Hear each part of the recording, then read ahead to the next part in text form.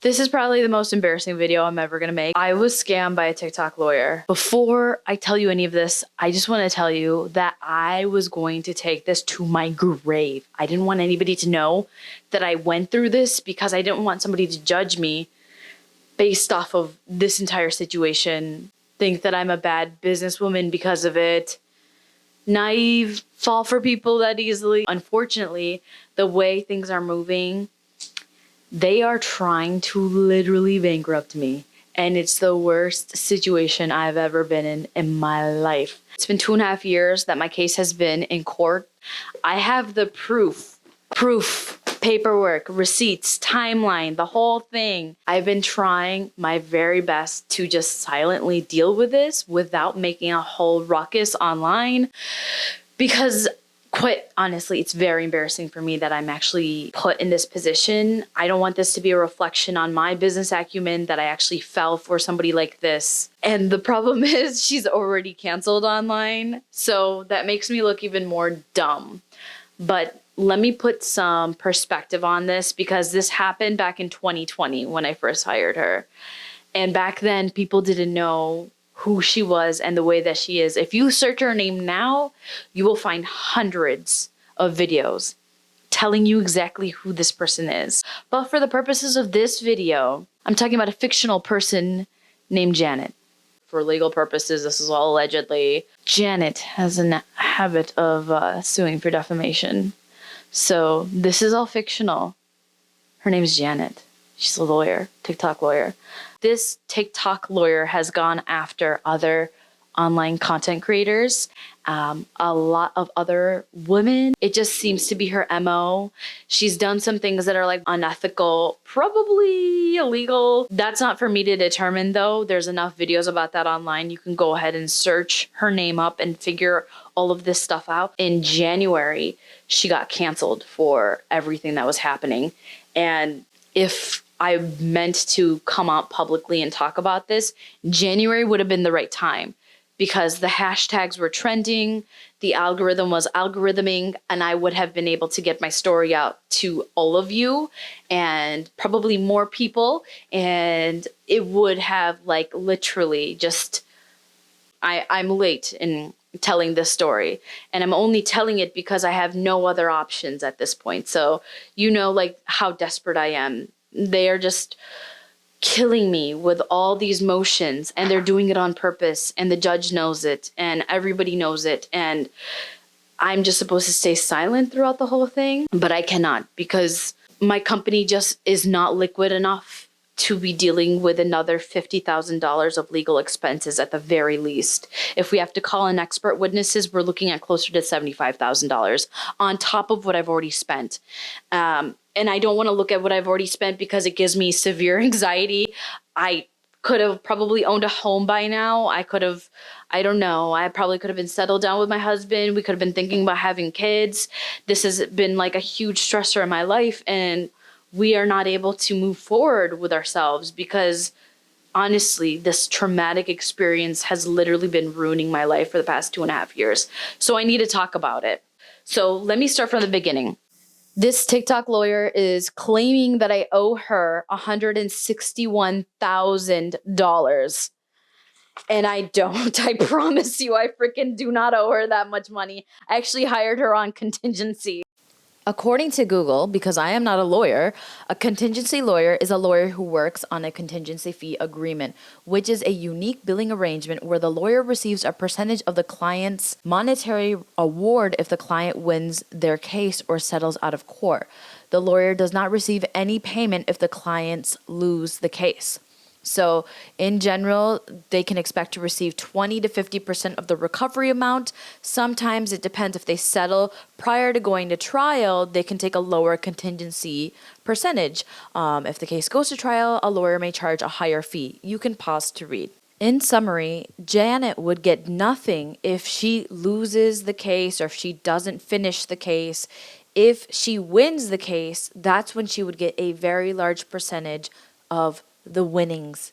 And that's typically way more than if a lawyer were to charge you an hourly fee arrangement, typically.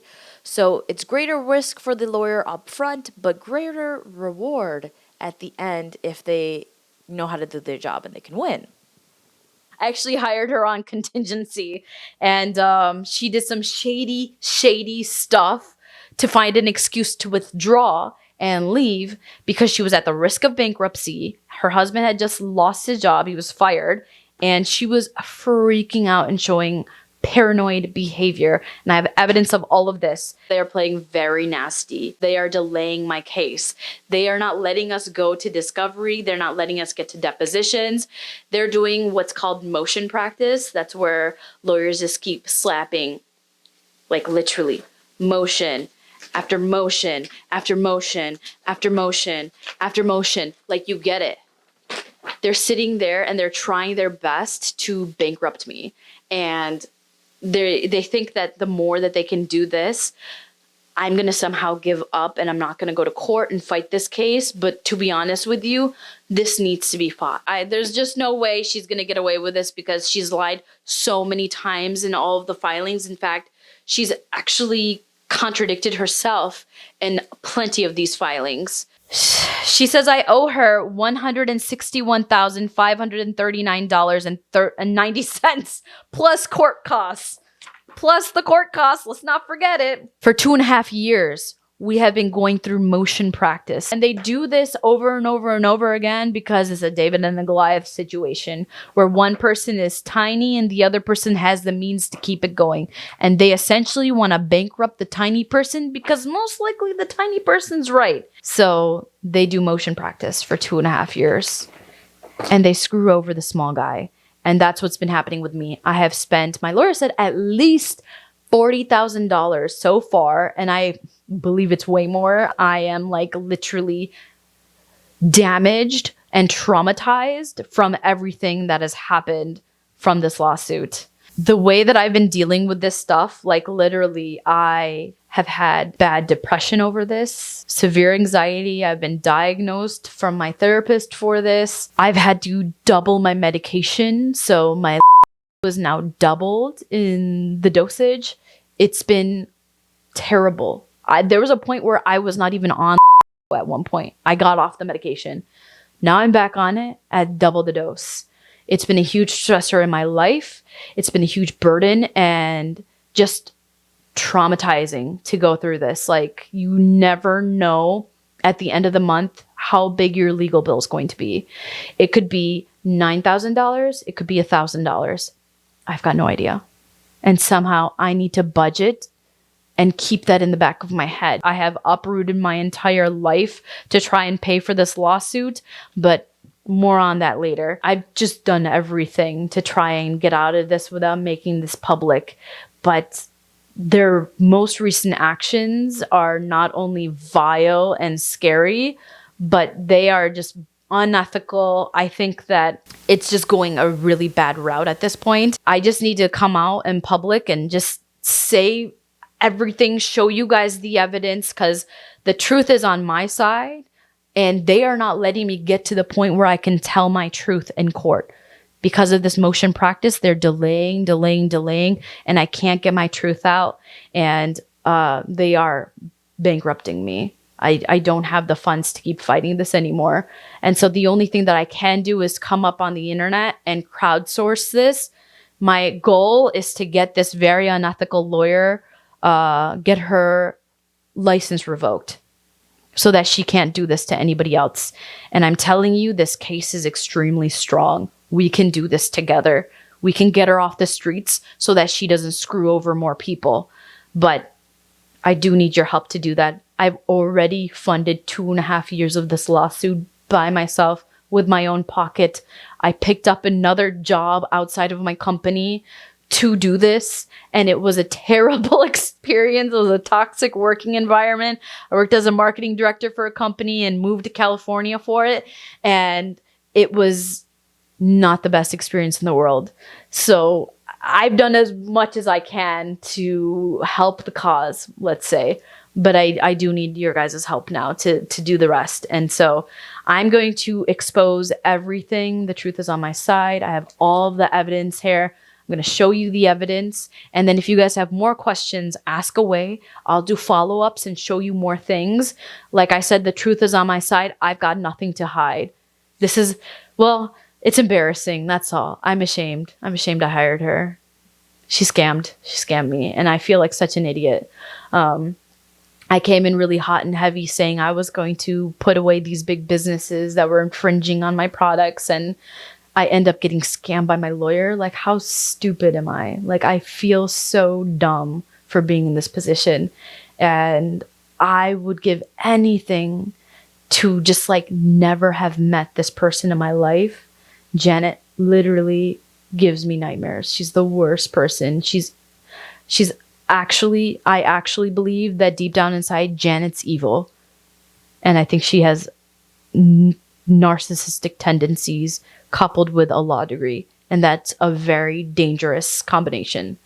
But that's all allegedly. I don't know for a fact. That's just my opinion. Here we go.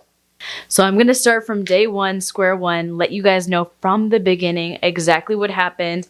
So let's start off in 2020 when everybody was joining TikTok all at the same time. I was one of them. I was posting dance videos, having a jolly good time, sharing bits and pieces of my Indian culture online. That was why I joined TikTok in the first place. I ended up posting about a big company copying my product, and that company is called Schmoody Schmender. So I made a TikTok calling it out. I'm like, yo, this feels icky. It feels icky and I don't know what to do. I just freaking hate when small businesses get taken advantage of. Not the first time I've been taken advantage of. I could have posted more videos. There's other things that have happened to me before. I created like exclusive content for another brand and they just ran with another supplier and made it cheaper without me in the middle. So things have happened to me in the past before. I've just never called them out. So this time I was like fed up with it. I'm like, I'm going to freaking call them out on it. And I did. I called them out and I posted a TikTok video. By the way, back up. I'm Shelly. I'm the founder of Sahi Cosmetics. Hello. Welcome. If you don't know who I am, I started this company while I was in business school at Ross School of Business. It was an amazing business school. I had such a good time there. The University of Michigan actually invested in my company and I won all these big fat checks. Like going to business competitions. And it all started with like a first grant that was like $1,000 or something. And I slowly got the ball rolling by winning all these other business competitions. And that's how I was able to formulate my own products. So I have a couple of hero products that I'm really proud of. And one of them is my Mystic Primer Serum. The thing is freaking amazing. There's no other way to put it. It's like this pearlescent blue gel like material that dries like water, but it leaves you looking radiant. And it has a brightening serum and a hydrating serum in there. And it's just like absolutely magnificent. And people are obsessed with it. That's that Mystic Primer Serum. And I was so lucky because I got it into FabFitFun. It's like the subscription box in 2018. And the like girls that work at FabFitFun are literally the it girls of LA. So I was like really honored that they even put my products in FabFitFun. As a small business, it's not really heard of. You can usually get into some of the other boxes like BoxyCharm and like, I don't know, the other ones. But getting into FabFitFun is actually quite a big deal. And I was really proud of actually doing that. When I was in FabFitFun, they were advertising my product with this sponge that you could get from Schmoody Schmender. And they were like, oh yeah, you can use this sponge to apply this primer, blah, blah, blah, blah, you know? Next up, we have a gel primer plus serum in one. So this is a beautiful product. Just like you're gonna get a lot out of a nutrient, vitamin-packed serum, you're also gonna get a lot of fantastic products into your skin using this serum. You can actually use the beauty blender to apply a primer too. Oh, I love that. Just to kind of get it really into the skin and everything. I know a lot of people who actually apply skincare and like blend out skincare with it. It's really kind of like really a fabulous tool you can use. I love that. But look at this. So the product comes out looking a little bit blue like a cream. Okay. Right? Then when you blend it, it turns into this like perfectly sheer oh my gosh, it's so pretty. rose gold sheen, which is going to give your skin the most beautiful glow, lit from within look. I love that. Before you apply your makeup. So if you're kind of feeling lazy and you just want to apply this, your skin's gonna look super even and bright, and it's gonna kind of deflect any flaws that you have. So I love this that. is a beautiful product. And it was like all cute, fun and games until like, you know, the typical manufacturing process to come up with a product from like ideation to launch. That amount of time had surpassed. And all of a sudden they came out with something that was like opal. Mine's pearlescent. Theirs is opal. You know, in 3rd grade when somebody like copies your homework, but they changed like the comma to a period. And they're like, oh, but teacher, it's different. That's how I felt. And I couldn't really put my finger down on like what my rights were because I knew I didn't like have anything that was patentable. That's my opinion. I think I couldn't get a patent on it because I didn't like I didn't invent an ingredient or anything like that. I was like creating something unique and special, but it's like a concoction kind of thing, you know? It's like I mixed these things together to make something really unique and wonderful and special. But could I make a patent on it? No. Copyright? I don't think copyright's the right. I didn't know what my rights were. I came up on the internet, said, hey guys, this is like shady. I don't really know what this is, but like I just feel like this is giving me the ick. You know, I don't like it. Small businesses get screwed over all the time. It's happened to me before. I've been in business for quite a long time. So when you're a small business and you're paying for PR, you got press and stuff like that. I tried doing it all. You know, I burned my money real quick, but I tried doing PR and stuff and it just wasn't really worth it. But I think I caught the attention of some people and not the people that I wanted. I wanted customers. I didn't want the attention of other brands, but everybody on the internet made such a big deal out of it. Like it was a big deal. Does she have the rights? Does she not have the rights? The ingredients are not 1-to-1. So people didn't know like the difference between copyright, patent, trademark, trade dress, whatever. So anyways, I didn't know what my rights were. So this lawyer, Janet, actually reached out to me and said that I should get in touch with her because she can help me. And I have evidence of that. More on that in a second.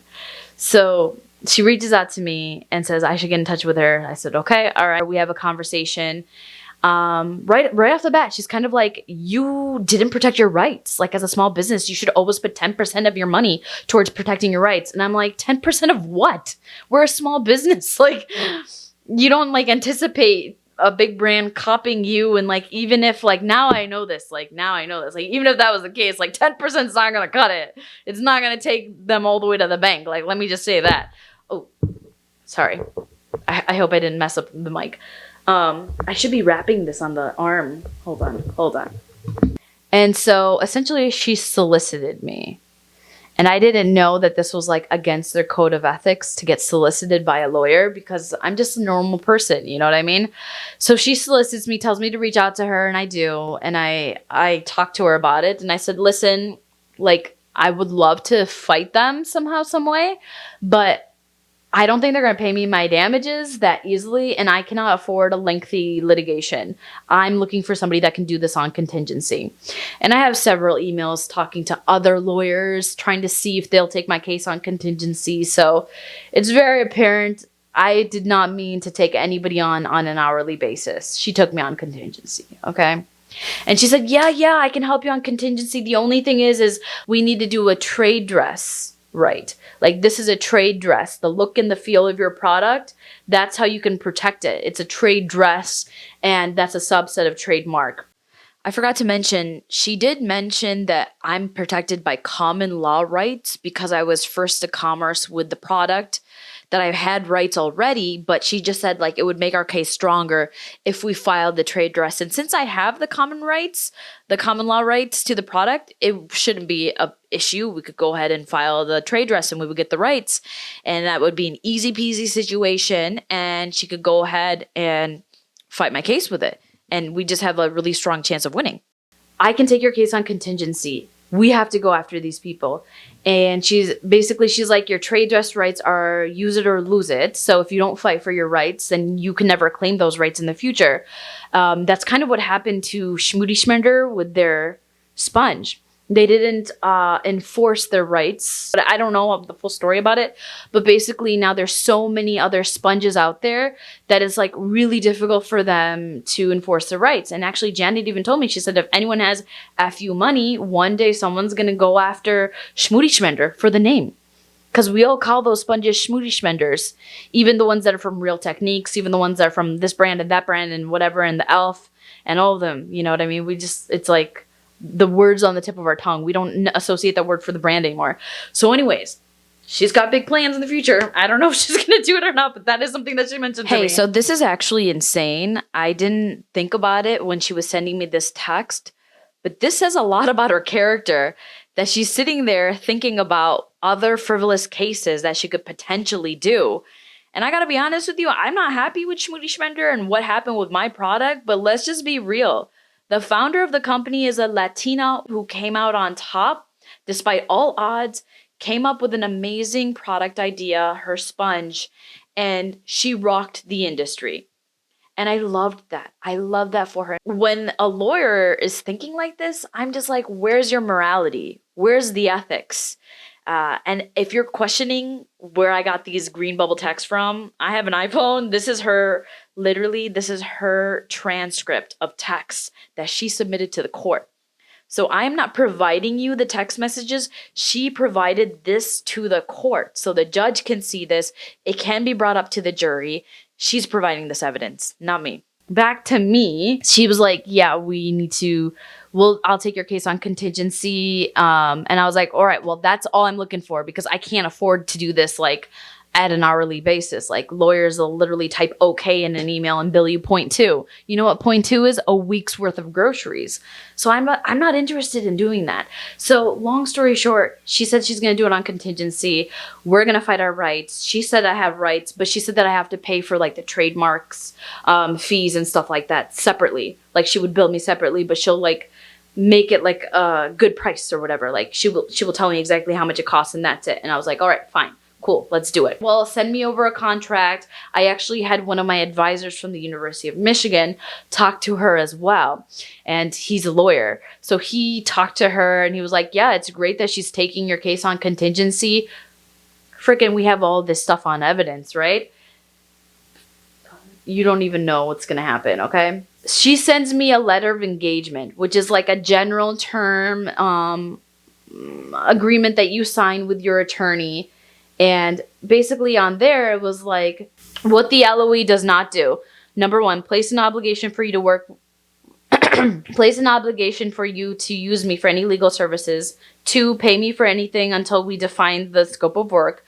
I provide a quote and you authorize me to begin work. And 3, stop you from working with other attorneys. I was like, this is not enough information.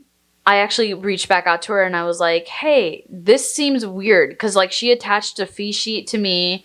And even here, she said the fee sheet attached is attached because the LOE references it. I offer flat rates, discretionary discounts, and I work within a client's budget. I'm principled on being a good steward of my client's resources. You will never be surprised by an invoice you receive from me. We will have discussed the cost prior to starting work, and I will not start the work until I receive your authorization. The fees listed on the fee sheet are not set in stone. So she did the exact opposite of this with me, just so you guys are aware. That's why this is like getting me like all hot and bothered. I'm like, it's stressing me out. So I reached back out to her. I'm like, this LOE doesn't have our contingency fee agreement. Could you do me a solid and actually send me what we are agreeing to? And she said, yeah, you need to sign this because my malpractice insurance requires it. So sign the LOE, but I'll send you like our actual agreement through the email afterwards. I'm so sorry. I realized I never actually included the official LOE document. So this is that in case if you're a lawyer and you want to go through the clauses. This is the LOE, very vague, so enjoy that. I'm like, okay, so I'll sign it, but if she doesn't send me the actual agreement that we talked about, then I just will not let her commence work so that she doesn't charge me. So this is what she did. After I sign it, she sends me the executed LOE, and she says, as we talked about, I will take on the settlement attempt with Schmoody Schmender on contingency. I will require a $300 payment for starting the matter. If we are able to successfully settle, the $300 will be credited towards the portion I will take from the settlement. If we are not successful, my firm will keep the $300. It is not refundable. My contingency fee will be 35% of the total collected. You will have to pay out-of-pocket costs for litigation, court filing fees, expert witnesses, document fees, services of process, etc. during litigation. That's quite normal. So I didn't have any problems with that. I read up on contingency fee agreements. So that sounds quite normal. So she's kind of saying like basically like almost everything's covered under the contingency except for like the trademark filing fees, which is quite normal. So that's what I expected. And I liked how she said like basically she's not going to like charge me without me knowing. You know, she says that you will never be surprised by an invoice you receive from me. We will have discussed the prior costs to me starting work. I will not start the work until I receive your authorization. The fees listed on the fee sheet are not set in stone. So I like that she said that, you know what I mean? So I'm like, okay, all right, sounds good. Sounds like I don't need to pay her unless if she wins the case. That's typically how these contingency fee agreements work. If there's any lawyers watching, do you see how the LOE did not have our contingency fee agreement in there? She tried to use the LOE as our official agreement in the lawsuit. How crazy is that? And can I just say one thing? A lot of lawyers that take contingency fee agreements are like the ones that do like injury, accident, medical malpractice, civil rights. So a lot of the attorneys that do use contingency use it for like really good novel purposes. They help clients that are in need, knowing that they have a strong case to win. And so when a small business approaches you, that is a great time to do contingency if you can go on living without billing the client every single month up until you win the case. I mean, sometimes these cases take 3 years to actually go through. But she knows this. She's a lawyer and she knew what she signed up for. So she's signing up for a contingency fee agreement. She's reaching out to me first and saying that. And I'm like, okay, let's continue working together. So after that happened, she reaches out to me and shows me that another company, let's call them Three Faced, came out with a primer serum that's pearlescent. And she's saying that it's also violating my trade dress right. And so she mails me the product and says, hey, look, this is what I'm talking about. And you're right. Your trade dress right is a use it or lose it right. So if you don't go after every infringer, you might not have a claim to your rights. And I'm like, okay, Janet, what do you say we do here? And she's like, well, I think we need to pick that up as well. We need to do them too. And I'm like, okay, well, we already did the lawsuit against Schmoody Schmender. Why don't I help you edit that? And then we can go from there. And she's like, oh my God, that'd be great. Side note, she kind of had an issue with her law clerk messing a document up. She had to redo it and she was telling me about it. She was not happy with that law clerk not doing a good job on something and wasting time because I think she might have had to pay them for their time or something. I'm not 100% sure. All I know is she was not happy with the work that was done and she had to redo work.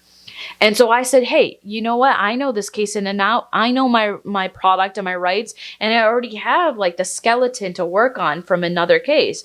So we just need to kind of like switch it up. It's the same product, same trade dress rights that we're arguing. So let's just get this done and over with. I'll help you out. I'll touch on this later, but on that phone call, she did say that she would give me a lower contingency fee for this follow-on case if I help do the work. So I go through and I actually draft up the two-faced agreement. Before that even happened, right? Before I even drafted up the two-faced agreement, I found out another brand copied my product. Schmolta. Schmolta copied my diamond treatment lip balm. It's like this really pretty lip balm in like a clamshell kind of component container and has a mirror in it. And I put a light pink lip balm on the inside, and they did the exact same thing. Now, I don't know if it would have been trade dress infringement if they had like just put a darn eyeshadow or like a blush or eyebrow pomade in there. But the problem is they copied it 1-to-1, which is like literally so unintelligent, in my opinion. Like you should have switched it a little bit, switched the comma to a period. Like, I don't know. You should have learned from your third grade self. A common rebuttal I saw online is people were saying, hey girl, you didn't invent diamond packaging. To which I would say, I'm not claiming that. I know that. But you need to understand how like cosmetics packaging works and how brands can protect the look and feel of their products. So you don't need to look any further than your guys' Lord and Savior, Jeffree Star. You can literally see how he protects his products. Did he invent a lip gloss tube with a star at the top? No, I'm sure there's plenty of them. But as you can see in the marked description, he goes into such detail, his lawyer rather, goes into such detail about exactly the one-to-one details. So if anybody copies his product one-to-one, they would go after that person. And in fact, they probably have, and we just don't know it. His lawyer seems to really know his stuff. I mean, I wish I could afford his lawyer. Maybe one day, God willing. But anyways, this is how brands protect their products. So why should I do anything differently? No. We are also going to protect our brand the same way as every other cosmetic company does. This is industry standard. And if you don't understand, it's just because you don't get the law, which is fine. But that's not a rebuttal that makes me lose my right over this product when Ulta Schmolta copied it one for one. Why did this happen? I don't know. But I do know that I went to Schmalta's headquarters to show them my product. And I mailed them my brand guidelines, emailed them. And I mailed them my products many times, but I actually went in person to their headquarters as well. And some people online were like, oh, she's lying. That never happened. Why would I lie? Like, what would I gain to lie about that? Like, I have email evidence. I have evidence of all of this stuff that I've sent them all this stuff. And then again, like manufacturing timeline, it all lined up, the manufacturing timeline for them to come out with their own version of my lip balm right at that manufacturing timeline. It's just like so coincidental that you have to stop and think like, what is actually happening here? Okay, we're going on a little side quest here because one thing that people were saying back then is that, hey, I'm not showing any evidence, even though I'm saying I have the evidence. That's because we were waiting to show it in the court of law. But now that that chance is ruined, thanks to Janet, I'm going to go ahead and show you guys all the evidence. So you can see here, somebody at Ulta.com sent me an invitation to go to their headquarters on November 13th of 2018. This was a big thing that people on Reddit were saying that I wasn't telling the truth about. But obviously, you can see here that I was invited to the Ulta headquarters to go in person. And I thought that this was an honor as a small business. You know, this is something that you dream of all the time, to be able to go and show your products in person.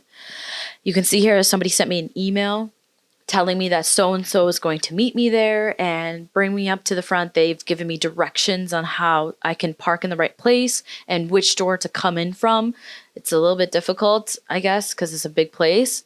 This is the follow-up email after I visited the office. You can see it's Tuesday, November 20th, 2018, and I'm sending this person the Dropbox link.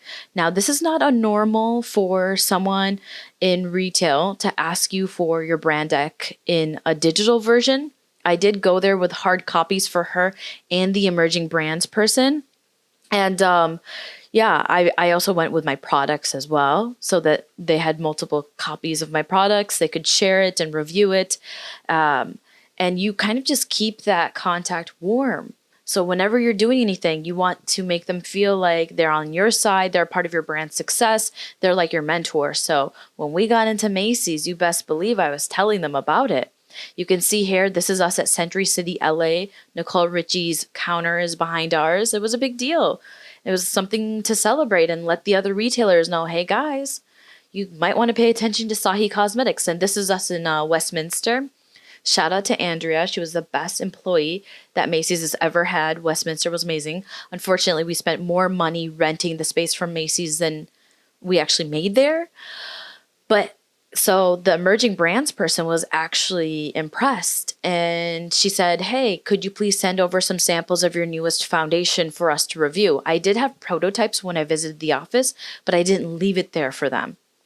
And so now she's asking for our products. She's interested in it, which is great. So I sent her everything again. I sent her more products. And I think I printed out a hard copy again of our brand deck. I'm not 100% sure, but this is a big deal. And by the way, we did the same thing with Sephora. We were sending the same emails and same brand decks. Just Sephora didn't use our stuff for their own line. It was, yeah. So you can see here November 20th, I did send them the Dropbox link with our brand deck here as well. So very clearly, like this was circulated. I gave a copy specifically for the emerging brands team as well, a hard copy, but they had the this. I have evidence here that I gave them this version. So now here on May 1st of 2019, she's asking for an updated brand deck, and I was like, well, crap. Guess what? I did not have an updated version. I've just been swinging around the same version. So I worked really hard to create an updated version for them, and this is that Dropbox link. You can see it says Dropbox at the top, and there are pictures of my product, the Diamond Trim and Lip Balm, all over the front of it.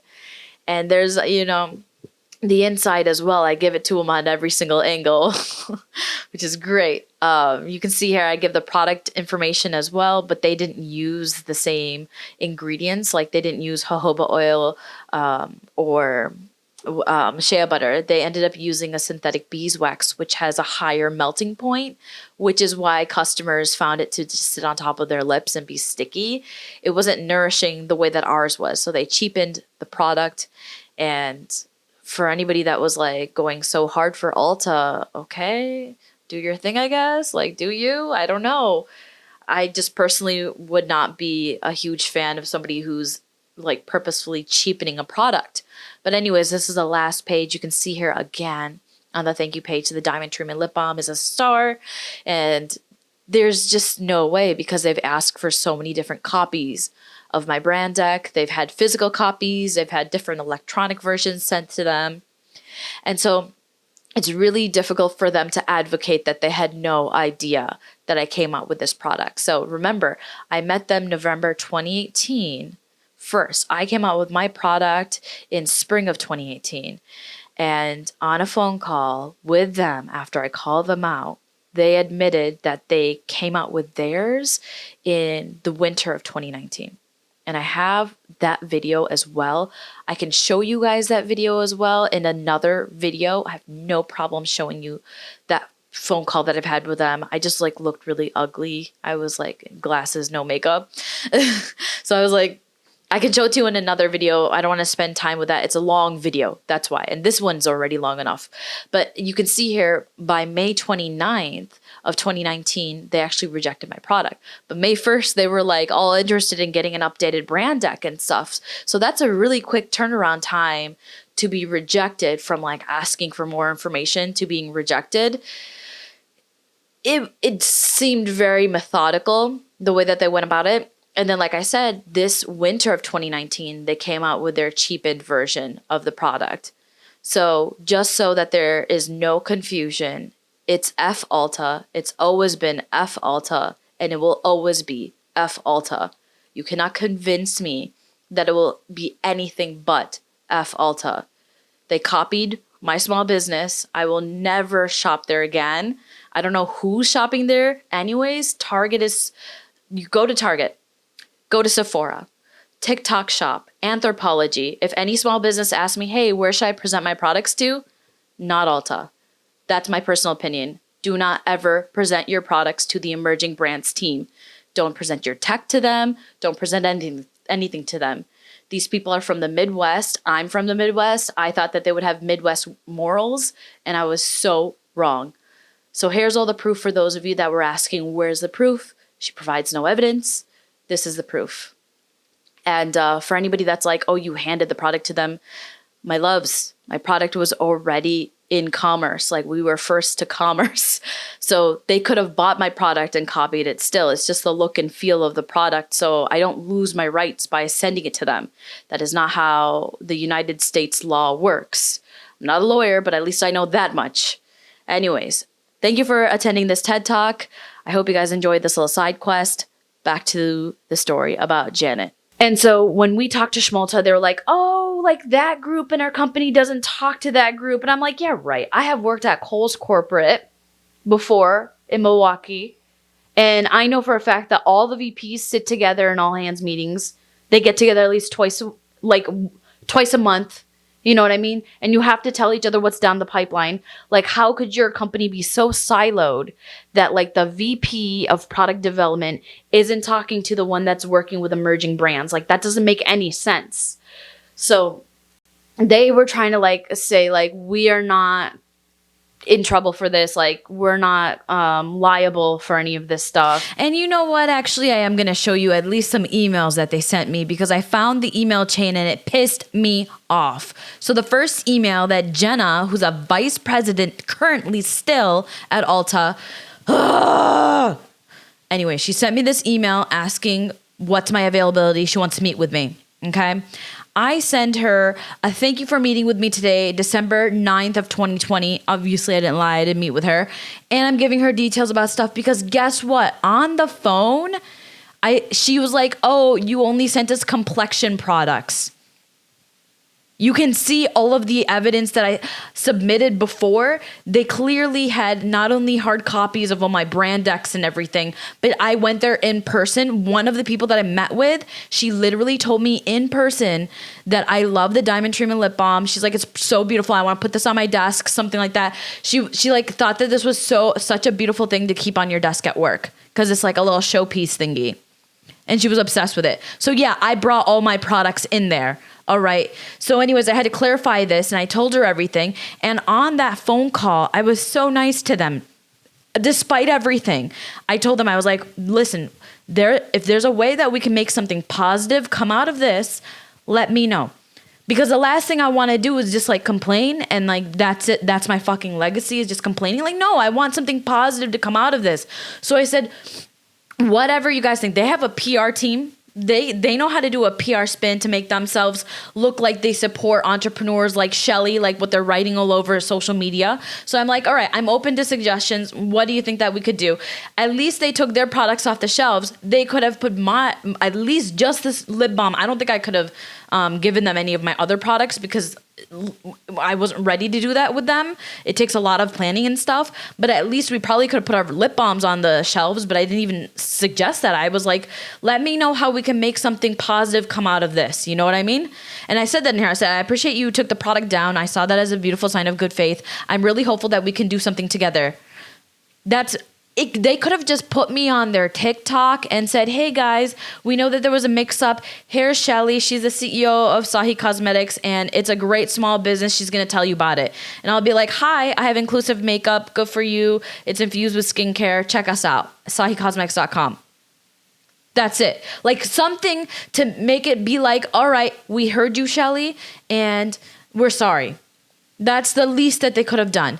Then after she meets up with her team and stuff, she says, after we reviewed the development process of the lip balm, we are confident that we have independently developed your product. Shut the front door. After how long? It doesn't even matter. That's not what the law is. The law is not your intent. But anyways, while the lip balm has a similar diamond shape. No, it's 1-for-1. It's 1-for-1, Jenna. Are you blind? This is because the diamond shape is common? No, there's no one else that had that exact design in the United States of America except for me. Yes, diamonds exist. I showed you guys Jeffree Star. Yeah, like lip gloss packages exist and they may have a star on them, but the exact 1-for-1 is what you copied. While we are satisfied with the process, we don't plan to introduce the product on our website. And we've removed it as good faith. Yeah, bish, I literally said that in the previous email. I literally said that, thank you, good faith, you removed it. What are we doing here, huh? What are we doing here? During our conversation, you mentioned our emerging brands team. Jenna Westerlund. Shut the front door. During our conversation, you mentioned our emerging brands team that looks at new products and supports entrepreneurial brands on an ongoing basis. If you have any interest in discussing Sahi Cosmetics, please contact us at any time using the following link. Best of luck to you and Sahi Cosmetics. I said, hello, Jenna. I'm extremely disappointed in this response. The facts remain that you created this product after receiving products from me. I have provided several pieces of evidence showing multiple senior leaders receiving the exact Diamond lip balm you copied from my brand. You didn't just copy the packaging. You filled it with the same light pink lip balm as mine. You could have filled it with a non-colored balm, an eyeshadow, brow pomade, or anything else really. You copied my product from inside out. Intent does not matter here. And my packaging is not common in the industry, particular for lip treatments. I'm also disappointed that you would send me the same link to the emerging brands team and ask me to submit my products to the same people that made... I'm also extremely disappointed that you would send me the link to the same emerging brands team and ask me to submit the products to the same people that may be responsible for infringing on my previous submissions' rights. I said on the call and in email that I wanted to make something positive out of a terrible situation. Ulta not wanting the same thing is telling. Again, I'm so disheartened this even happened. I expected so much more from Ulta than blatant theft. Sincerely, Shelly. They were trying to say we are not in trouble for this, like we're not liable for any of this stuff. And Janet was like, yeah, they are. Yes, they are. We'll go after them. So that was another situation that we were going to bring upon. Again, we agreed to a contingency fee agreement and we agreed upon the same percentage as Beauty Schminder. I forgot to mention that Janet specifically said that she cannot start work on this third case with Schmalta until one of the other two settle because it was just too much for her to do at the same time. So anyways, now I'm looking at 3 contingency fee agreements with Janet, potentially. But I only have one set in stone with her. The Schmalta one, I would have agreed to like 35%. That's fine. I don't know. She dropped that one too. That's not even the problem. The problem was the three-faced one. She completely forgot that we had this conversation about her giving me a discount. And I have that on email. That she didn't remember it. She got super paranoid. She came back to me in an email and she's like, wait. Yeah, I had that written in my notes. So she backtracked that. She just forgot. So she's out here making me look crazy like I'm the one renegotiating our agreements when it was her who suggested in the first place. And then it was also like her who admitted that she forgot that she had, and she's like, oh yeah, I had that written in my notes. Okay. All right. So what do we do here now? I don't want to waste too much time into this because Jeanette ultimately agreed to the 29% to lower the contingency fee for Schmoo-Faced. But just so you guys are aware, like this is quite common later on after she left my cases high and dry when a litigation firm was trying to like fund my thing, whatever, they also were like, yeah, whatever lawyer takes this case on needs to do a lower contingency fee because it's a follow-on case. And so basically that's what they were saying. But anyways, she did agree to this already. And what's funny is in the court filings, she was trying to act like she didn't freaking agree. And like I was unilaterally negotiating, but like, bitch, number one, you suggested this. And then number two, you agreed to it. And then number three, you ended our relationship for something else completely. So we're going to get into it. Side note, like I considered Janet my friend. So I actually was there for her for a lot of different things. Like her mother passed away. I was there for her for that. She's had problems with her sister. And like I talked to her about that. Her husband had just recently gotten fired. Like I know a lot of stuff about her life because I genuinely cared for her and I thought that she was a great friend. And a lot of my conversations that I had with her were like on a friendly basis. Like she'd be asking me how things were going on, like my wedding planning and stuff like that. So I just confided in her, thought that she was a friend. That's my relationship with her. And actually she used to send me emails of like things that she learned in law school. And she's like, hey, like, I think you should learn this and do this and blah, blah, blah. She told me she thought that I would make a really good lawyer. So she kind of like had that mentor vibe. She wanted to like teach me stuff for, I don't know, just teach me the law and like have me know stuff. And I thought that that was like really sweet of her that she was like going to teach me stuff. And like throughout the entire time, she was coaching me on what to say on social media and everything like that. And I took her advice for everything. I didn't say a single thing that she told me not to say. We were on the same page for everything. And like a lot of my videos, she vetted out. The most trifling thing about Janet is the fact that she keeps changing her reasons for withdrawal on the court documents. So one of the times, and I think she still is alleging this, she's saying that I don't listen to her for social media posts. Then she proceeds, she's so dumb. She proceeds to send evidence to the court of her own messages showing that she coached me. We were talking about fucking captions. She coached me for everything on social media. And then her invoices, oh my God, so dumb. Her invoices have line by line by line items of her coaching me on social media. There was one video from Feb she's alleging she didn't coach me on. Untrue, she did. And look, she's coaching me even after that. She's so dumb. She's submitting the evidence to court. I was always sending her the videos for her to vet them out and stuff. And we always just discussed everything. So I knew exactly by the end of our relationship, like if I was going to say something, I knew exactly what she was going to say. If she was going to say like, oh, don't say that, don't do that. Because we were like on that level. We had that relationship. She pretty much trained me for whatever that she thought that I should say online. Now, 2.5 years later, looking at the PR disaster that she's in, I don't think she had even a leg to stand on telling me what to say online because she herself is in a PR disaster. I also don't think she's had any PR communications training. So for her to like be my PR communications say all, be all, end all didn't really make sense. I'll just stop there for a second because more on this in a second, okay? I just found this email from Janet. She submitted this to the court of her ideas, and this is a terrible idea, so I need to show you guys. She's like, another idea is duetting so-and-so's video by watching it, looking like you're watching a dummy give a presentation, hand near mouth, eyes looking like you're annoyed, moving your hand to your forehead, keeping still your eyes, looking like you're watching someone presenting false and wrong information, like a chem student presenting that an isotope in general is a chemical compound. And then move your hand outward, palm up, and text that says, my accusations are not false. If you believe this, you know as much as you think you know. This would, number one, expressly deny her, blah, blah, blah, blah, blah, blah. Keep hype about the drama. Show a little savage side with a snarky but true comment without personally attacking her. All right.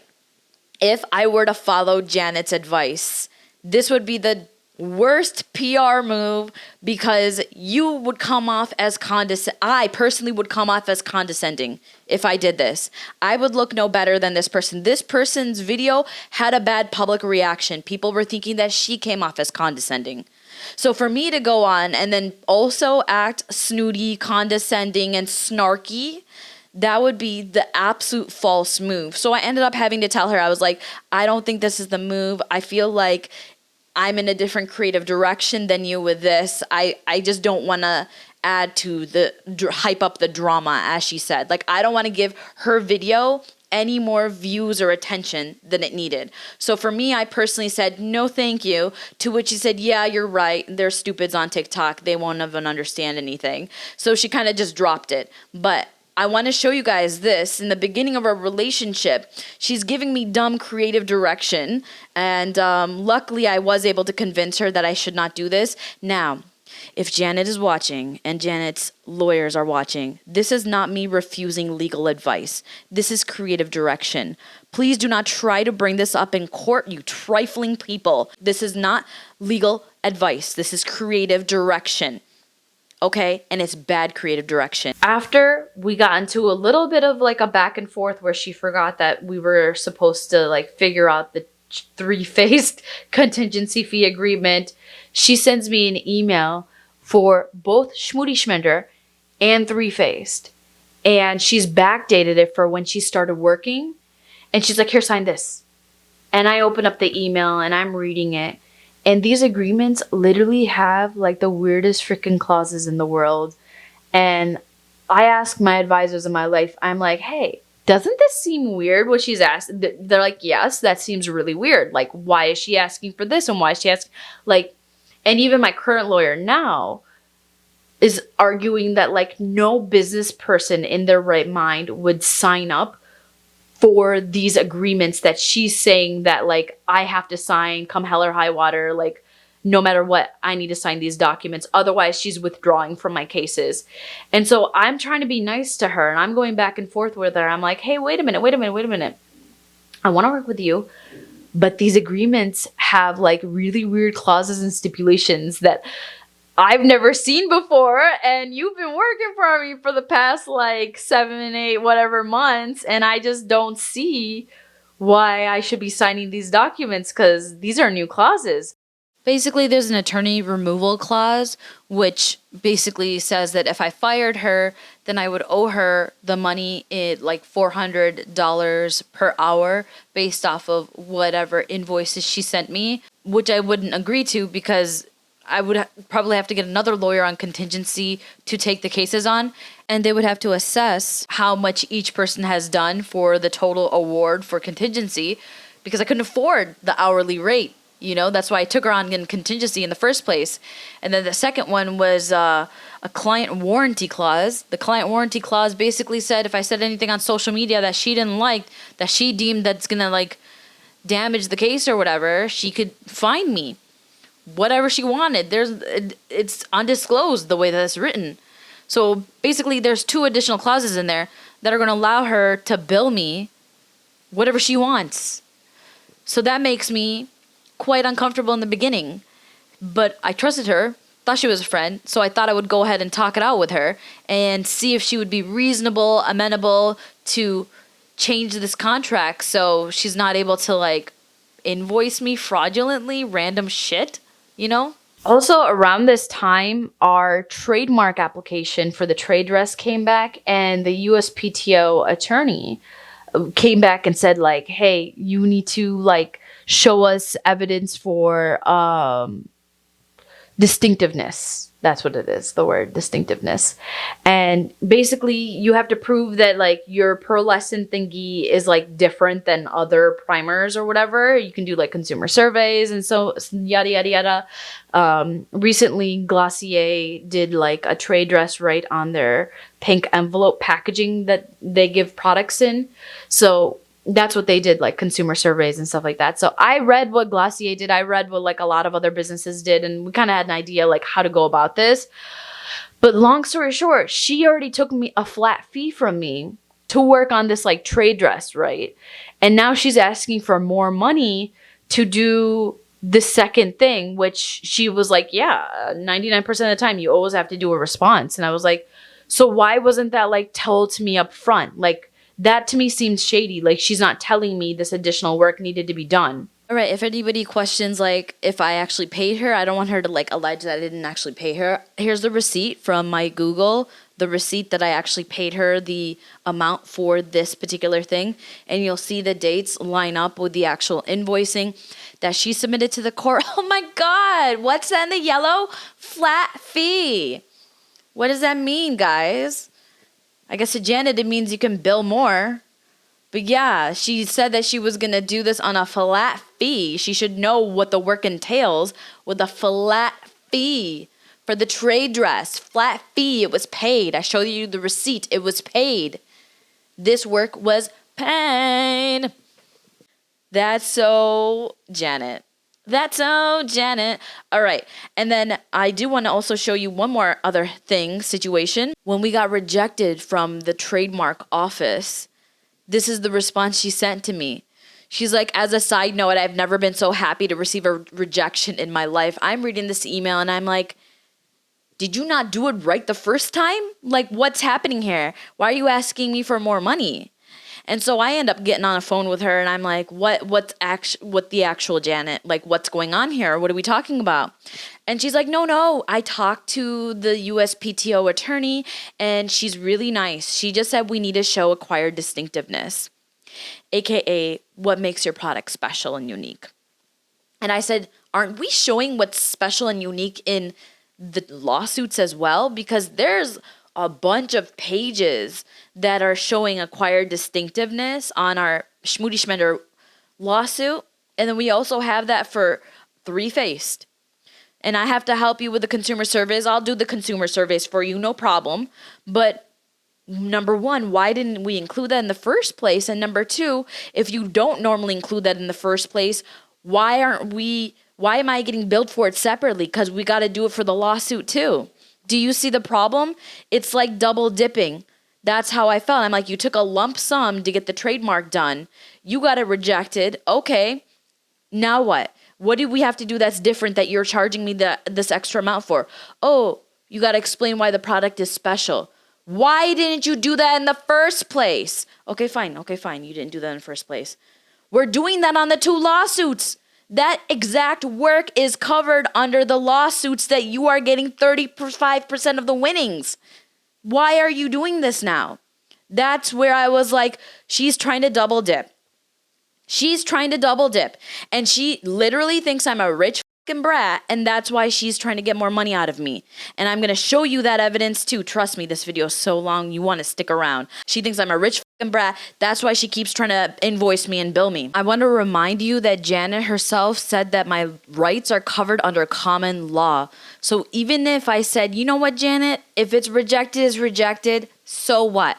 She would still have to fight my case on contingency, and I don't need to go forward and get this trademark done because I'm still covered under common law because I was first in commerce with the product. So this is not a good reason to withdraw. If our lawyers are listening, I'm still covered under common law. So she cannot use this as her reason for withdrawal either, but she might because, 2 + 2 = 5 in her head, so she's nuts. So I just felt like there were like all these instances where she was like trying to do either gotcha moments or charge me more or do something like that. After working with me for like 7-8 months, I don't know how many, but like a long time from freaking end of August all the way until March, she then sends me like this new agreement for both the Schmoody Schmender and the three-face. The Schmoody Schmender, we didn't even have any arguments on that one. So there was nothing about that. It was just the three-faced one where she forgot that she offered to lower the contingency. And then she's like talking about the trademark and stuff like that. The good news is, even though she forgot that she was going to lower the contingency on Two-Face, she did ultimately lower it. So you see here on this document, it does say 29% instead of 35%. So this was squared away. But some of these things on here, I didn't agree to ever. So let's touch on that. So she sends me these new agreements, and there are clauses in here that I didn't agree to because these are new clauses that like any business person would never agree to. These clauses, they're basically open arm blanket statements that allow her to bill me whenever and whatever she wants to bill me. On March 29th, I started off the email by saying, "Hi Janet, I wanted to start off by assuring you that I'm not trying to get out of paying you for any work that you've done. After our talk on Tuesday, when we decided I could draft up the USPTO response, I felt like things started to spiral more than we both anticipated, and that was not my intention at all." In the text messages submitted from Janet to the court, 8 days before that email, though, she was saying that she's going to send me stuff. And then I said, okay, working on the draft, so I don't really understand. But yeah, she initially agreed to me writing it and was even helping me write it. "I don't want to undermine your clerks, but for the USPTO response, there's a lot of educating about makeup primers, deep analysis into my product, how it's built, the information on my marketing and ad spend, how we want to show the trade dress to show its uniqueness. None of this a clerk can do. Not the way you or I can do. For example, I have examples to follow from. They have cited cases and statutes, etc. That's a great starting point for me. Now, when it comes down to the fact that I cannot even find 1% of this write-up as irrelevant to our case, everything I'm typing up will be brought in as evidence, as education, etc. for our court cases. Thus, we really need to reconsider what is covered in the 35% contingency fee agreement." This is me being nice, okay? The truth is, I already paid a flat fee for her to get the trade dress done. And she's now asking for more money because there's more work that needs to be done, but she didn't tell me about that at the beginning. And also, when I asked her about it, she's like, oh yeah, we always have to do a response for the USPTO. So if you knew that, it should have been baked into your cost. Like, I already paid you a lump sum to get this work done. So she's like double dipping. And this is the time when her husband got fired. So I can kind of see in what's happening in the background for her. But anyways, I'm going to go back to this. It is my belief that anything related to the case should be covered by the case's contingency. If you disagree with this, then we will have issues going forward and we need to work this out now. I figured a great compromise would be me taking on the responsibility, and I was taken aback by your reluctance by this. Because now she's like forgetting that she's saying that I can work on things and blah, blah, blah, blah. Secondly, I already sent you my first draft of the two-faced lawsuit. As you can see, there are a lot of similar things for both suits. It definitely saved me time having a great example to work from. After she withdrew from our cases, another lawyer tried to take the case over, and he was like, that's absolute bull, and I need to rewrite everything that she did. She didn't cite any of the pertinent cases, and so they were like, if I take this case, I'm gonna have to rewrite all of this. Anyways. Third, the contingency fee agreement. I have no issue signing this agreement. It's just putting into words what we've already agreed to. That's me being nice to her. But her agreement had a fudge ton of clauses that I'm not interested in signing, okay? She's very clever with the words.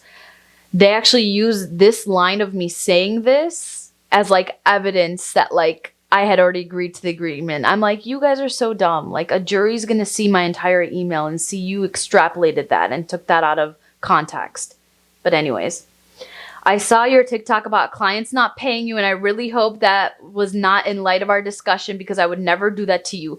Side note, she's done this so many times. She's like posted TikToks about like me, my cases and stuff. And even after she withdrew from my cases, she's posting stuff about like clients that go to Starbucks and act like they don't have the money and stuff like that.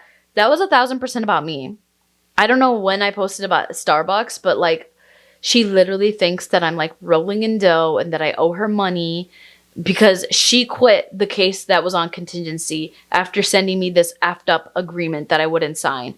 It's all messed up. I saw your TikTok about clients not paying you, and I really hope that was not in light of our discussion because I would never do that to you. I respect you as a professional and as a friend far too much. The client warranty is a section that got me a bit uncomfortable, me being nice. Consider this scenario. I go on social media and post something like, I hate the judge that we got, which I never would do, but just consider. You could then come to me for damaging the case and charge me an undisclosed amount of fees. Otherwise, I would owe you $400 an hour for 500 plus hours you have billed me thus far, essentially bankrupting me. In parentheses, we talked about my finances numerous times, so I won't repeat here. Like, I can only afford contingency, point blank, period. I cannot sign this warranty to you. As you know, we work on public statements together and I always run things by you. Maybe you can change the words to client must run all public statements by attorney or something, open to suggestions as well. She's not open to any suggestions because this is her gotcha moment. She wants that client warranty in there so that she can charge me any freaking thing in the world. I actually had a very silly, weird situation with her where, let me show you. She was so paranoid during this time. April 6, 2021, she sends me an email titled, Your Live Last Night. Hi, Shelly. I caught the last 2 minutes of your live last night. I came in when you told the viewers that you were going to finish a TikTok and post wedding updates very soon. I saw simply_Sandy's comment that she knows what's going on with everything else. She ended the comment with an LOL. Did you talk about your cases in the live? Was Sandy referencing a conversation you had with her privately? Have you waived your attorney-client privileges by talking to her about your cases or our fee dispute? Not everything's about you, Janet. I'm assessing whether someone on BB's team may have caught the comment, would call her in as a witness and understand what she may say if she was deposed. Side note, if that happened, not a big deal. Now that I'm in this lawsuit, 2.5 years into this lawsuit, now I know, not a big deal. Who cares if she's deposed? You know what I mean? Like, that would not have like made or break our case. But back to what she's saying. I also need to know what you said about your cases in the live. Would you send me a full recording? Do you know who everyone was that attended? Now, if this is not the most gotcha moment in the flippin' world, I do not have a full recording because back in 2021, TikTok didn't give us recordings of our live, nor did they give us a list of everyone who attended your live. Like, you're on live, there's hundreds of people there. There's no way of knowing who was there. So again, I just felt like she's trying to do these gotcha moments with me. And that's like, no, I don't have a full recording. And no one knows who the full attendee list was. But I did her one solid. I sent her screenshots of my conversation with Sandy. And I said to her on April 6th, the same day, Tuesday, I said, I did not talk about the cases even once last night. I only spoke about my wedding. Sandy is not a lawyer, so I haven't told her anything privately either. Paranoia can really affect your ability to judge situations. I was talking about my wedding cards, and she said she already knows everything because I sent her pictures of my wedding cards. She's in Canada, so we only talk on WhatsApp. Here's the screenshots of everything. Then I included 4 no more. Oh my God. 1, 2, 3, 4, 5, at least. The formatting's weird. Screenshots talking to her about wedding cards. It's unbelievable how paranoid she was during this time. So she's trying to find any reason to like say that I did something wrong on social media so that she can bill me. It's like a client warranty clause. She wants to basically be able to bill me for any damages that she may think that there are. That's messed up. And I'm telling her, no, take that out. Like, that's not like a hard and fast rule. You know what I mean? And then she also has like an attorney removal here. Like, if I remove her, then I have to pay her $400 an hour. I'm like, I'm not paying that. Like, no, I'm not planning on removing you. And I'm like, in the hypothetical situation that you are removed, like another lawyer takes over the case, you're on contingency, they're on contingency. You guys got to fight out and figure out like how much you're owed and how much they're owed based off of how much of the work you did. Like, if you just did the initial lawsuit, like case in point, what happened in Schmoody Schmender, she just did the single filing. That's it. The other person would have to come through and, do 1,000 more. So is she entitled to 100 and whatever she's saying that she's? No, I don't think so. No other lawyer would agree to that. So that's why she's sneaking this clause in here, because she knows that, like, in the grand scheme of things, if a judge saw how much work she did in terms of how much was left to do, she wouldn't get what she's asking for. She's out of her mind. And so I'm saying no, like, I'm not signing these weird clauses that I never agreed to. And she's not like listening to me at all. And I'm like, listen, like, no matter what happens, I can't sign this. Like, I'm literally signing my own bankruptcy if I give you these rights to fine me any amount. Like, no business person in their right mind would sign these documents. She knows that. A jury in Cook County would never look at these documents and be like, oh, she's wrong for not signing these documents. Like, no, they're not going to say that. This is not the agreement that she was working on the past 7 months. Now, her lawyers are so not telling the truth about everything. So one of the things that they did was they took me saying like, hey, I've got no problem signing these agreements. Like, we're just trying to put into writing what we've already agreed upon. That's just me being nice. That's not saying that the clauses that she's written are what we agreed upon. They're shady. They made it seem like that. So anyways, after this, I told her I'm not signing the documents. She withdraws. So this is the official email she sent to me when she withdrew. She says she's withdrawing because I refuse to follow her advice making public statements on the case without prior approval. I think we all know it's because I didn't sign the document that allowed her to fine me whatever she wanted to. Remember that super ambiguous document called the LOE? She's quoting Section 8 of it. After she keeps sending us invoices, I have to email her and say, we reluctantly accept your withdrawal, even though you're leaving us high and dry on our cases. And by the way, that section doesn't give you any rights to any monetary compensation. You were on contingency, and you withdrew. Also, I had to tell her, stop posting TikToks about me. I had to do that. I had to tell my TikTok lawyer to stop posting TikToks that were about our case. She didn't mention my name specifically, but boy, oh boy, were they about me.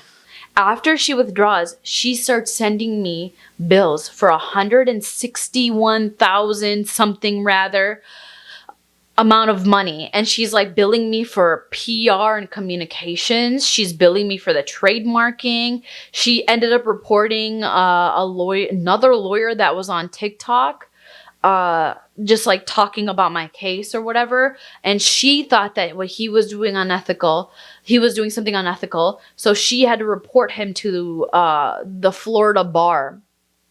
Okay, it's her ethical duty to report another lawyer if she thinks that they're doing something unethical.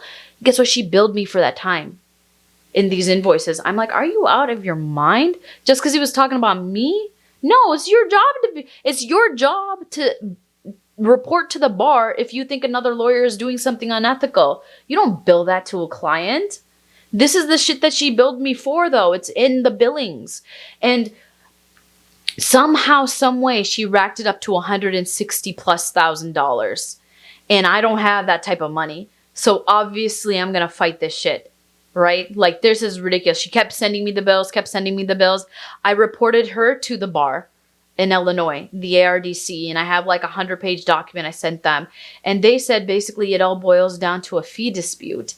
And they're like, there's nothing we can do because it just seems like you guys are not agreeing on the fee structure. And I'm like, that's not even at all what happened. So I don't even know what she said to the ARDC. I would love to see what she said to the ARDC because I don't think she told them the truth. I honestly don't, because I don't think they understood the case. But basically, they came back to me and they were like, listen, if you want to take this up in court, you could go to like the Illinois court and fight her. And whatever the judge decides, then you can come back and let us know. And then we'll have a disciplinary action against her. And I'm like, well, I'm not going to start a lawsuit because I don't have that kind of lawsuit money. If I did, I would have gone against Schmoody Schmender and Three-Faced and Schmalta myself. You know what I mean? So I'm like, no, I'm not gonna do anything. So she keeps sending me the invoices. You know what I just realized? That the first bills that she sent me didn't even amount to the total that she's alleging, because these are just 3 bills. One was $27,230 for PR, like as if she's like Beyonce's publicist. Then the next bill was $15,610, and then the next bill was $4,480. And she's like, oh, you have a good lawyer you're in good hands with your lawyer in Michigan. I'm like, she's general counsel, bro. She doesn't have any IP litigation information. Like, she's not going to take my case over. And like, honestly, I just need like an affidavit from her. She's going to say that. She's going to say, yeah, I couldn't take the case on because I don't have the knowledge to fight this intellectual property infringement case.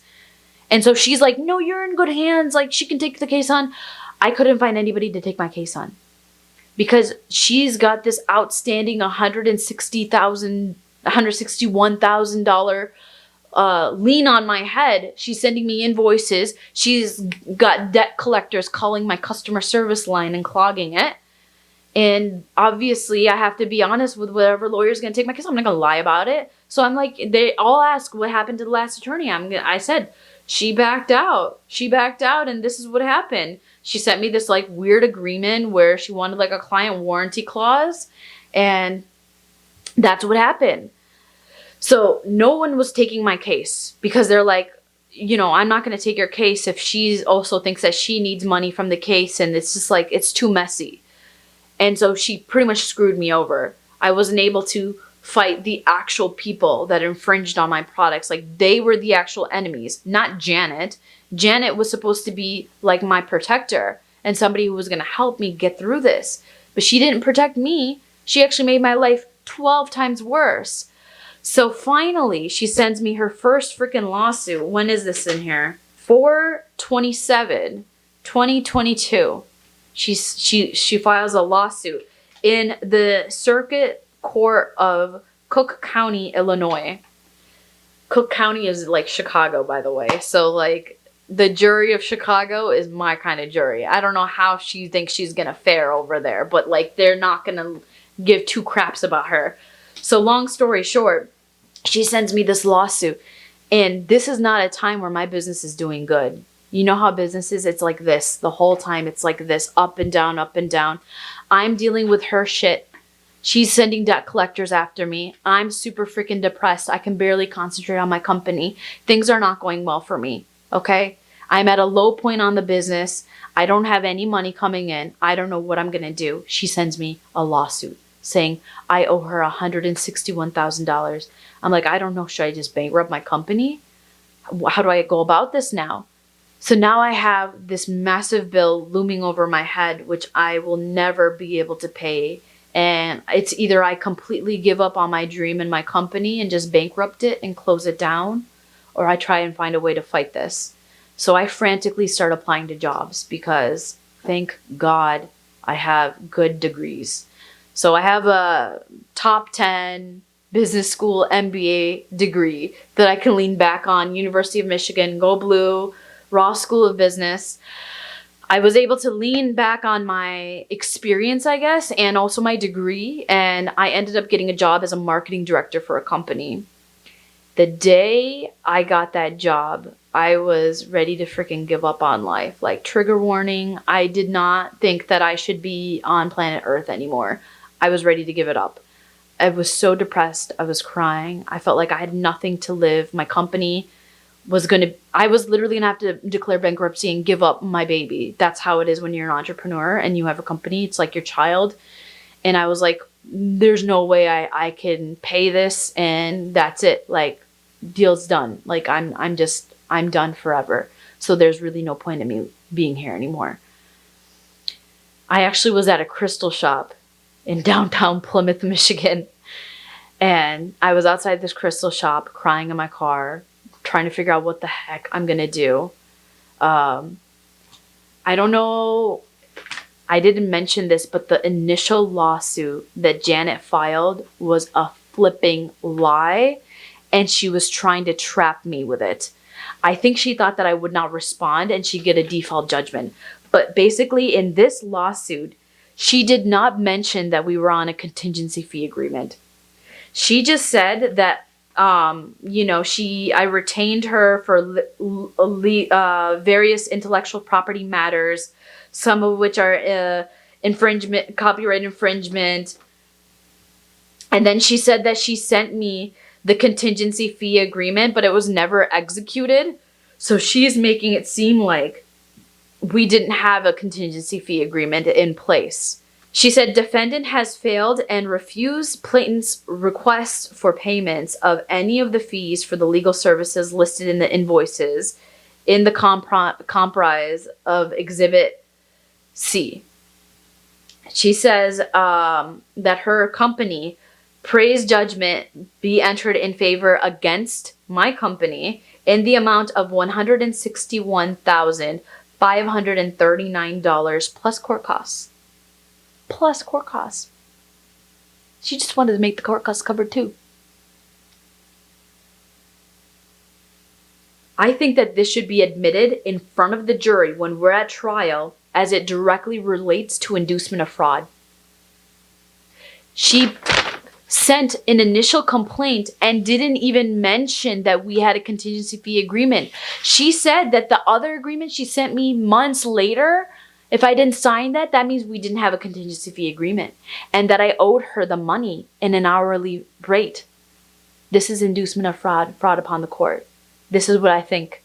The story actually gets worse because before I could even find a lawyer, I could do anything, I actually emailed Janet's lawyer. the only one that was on the case at the time is this like old dude.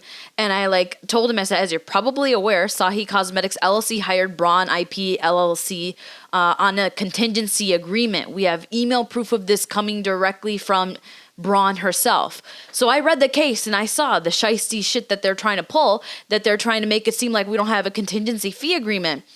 Goldstein comes back to me and says, Miss Sahi, your representations are incorrect. You need to read the complaint and look at the exhibits. My client has no intention of resuming her representation of your company. She does, however, have the intention of prosecuting her claim with the utmost vigor.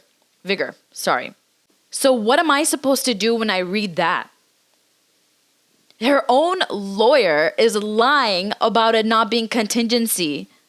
I'll touch on this later, but he went in front of court when I finally got a lawyer, and he was acting like in front of the judge like he had no idea that it was on contingency, because my lawyer handed him his own butt in court. And he was like, we need time to amend our complaint. Acting like he didn't know. I cannot wait to submit this email to the judge. You just wait until I submit this. She's going to see he lied. This is inducement of fraud upon the court. This is what I think. And so now I'm taking this initial lawsuit, going around calling up lawyers, emailing them this, saying, please represent me, please represent me. I look like a client who doesn't pay her lawyers. I look like a terrible client. And ask any lawyer what they say. Number one thing that they think is client lie. Clients lie. Clients lie. That's it. I'm lying. There was no contingency fee agreement. The way that this initial complaint is written left me utterly hopeless, on the verge of getting off this planet, because I could not find a lawyer to take my case. I didn't have the funds to pay for this stuff either. I told myself I was not going to cry. It's literally not worth my tears. So help me God, Janet, if you call another fake wellness check, do not call a fake wellness check on me because of this. I'm telling a story about what you did to me back in 2021 when you submitted that fraudulent initial complaint. Do not call a fake wellness check on me. I have family that cannot speak English in this home. So help me God if there's a cop that shows up at my door. So, Edie, my lawyer Edie Glassman, calls me back. And she's like, hey, I took a look at your email and I took a look at it, all of your evidence that you submitted. I gave her the ARDC complaint. And she's like, I briefly went over it. It was really long, but I briefly went over it. It's very clear you had a contingency fee agreement with her. And I cannot believe a lawyer is doing this. She's like, this is what fuels me. She's like, I hate when the bad lawyers make the rest of us look bad. She's like, this is one of the reasons why I just want to quit my job and I don't even want to do this anymore. She was the only one who read actually what happened, and she took my case on for me. Only one. I don't know what I did to deserve her to take my case on, but I was sitting outside that damn crystal shop in downtown Plymouth, crying my eyeballs out. She took my case, and that same day, I got a job offer. I don't know what happened. The stars aligned that day. I not only got the job offer to apply to actually hire a lawyer that called me and said, I'm going to take your case on. It was a day of miracles, and I thank God every day for that happening. So the job I ended up taking was a hybrid job. I had to move out to California. Luckily, my dad was living in California at the time, so I was able to move in with him, live in California, work this job, and also pay for this lawsuit. But it wasn't all roses, because the job that I was working was a marketing director for this company. These people were all like 50, 60 years old. They didn't really know that Instagram stories disappear in 24 hours. It was like not a healthy work environment. They didn't understand marketing. So it was an uphill battle just in and of that self. But then they were also like sending me emails saying like, hey, Shelly, we heard that you mentioned your company and like what worked for like advertising for your cosmetic company. We would just suggest that you refrain from mentioning your company because like people in the office don't like that you have a company on the side. So that this is very typical for entrepreneurs. Like when you end up getting a 9 to 5, they don't want you to work on another company on the side, even if you're working on it in the evening. So Sahi Cosmetics suffered greatly because I ended up having to work for this other company and basically show that I wasn't working on Sahi Cosmetics, and like they would keep up on my socials and stuff like that. So I didn't feel comfortable going ham with Sahi Cosmetics anymore. So the company suffered greatly during this entire time. Like I wasn't going live anymore. Not like I was going live before, like maybe once on a weekend or something, you know what I mean? But like I was scared that I was going to lose my job and I wouldn't be able to fight this lawsuit. And honestly, like I worked there for as long as I could. It was like such a toxic work environment. I ended up getting laid off because that company owed another firm hundreds of thousands of dollars and they didn't know it. I don't know. It seems sketch to me, but like some weird stuff happened with them. I end up getting laid off. So now I'm again going full throttle with my company. I had enough money to be paying Edie as long as I could. I've paid her. She said I've paid her at least $40,000. I think it's way more. I don't want to know. It's going to give me anxiety figuring out how much money I actually paid her. But basically, what's been happening for the past 2.5 years after this initial complaint, Edie's been handing them their butt in court. And they are filing lawsuit after filing after filing after filing. This is called motion practice. When companies do this, when law firms do this, it's called motion practice. It's where they know that the other side is, you know, the David and the Goliath, the Davids in there, where like they're the small businesses, the small folks. They have the biggest potential of running out of funds before you do.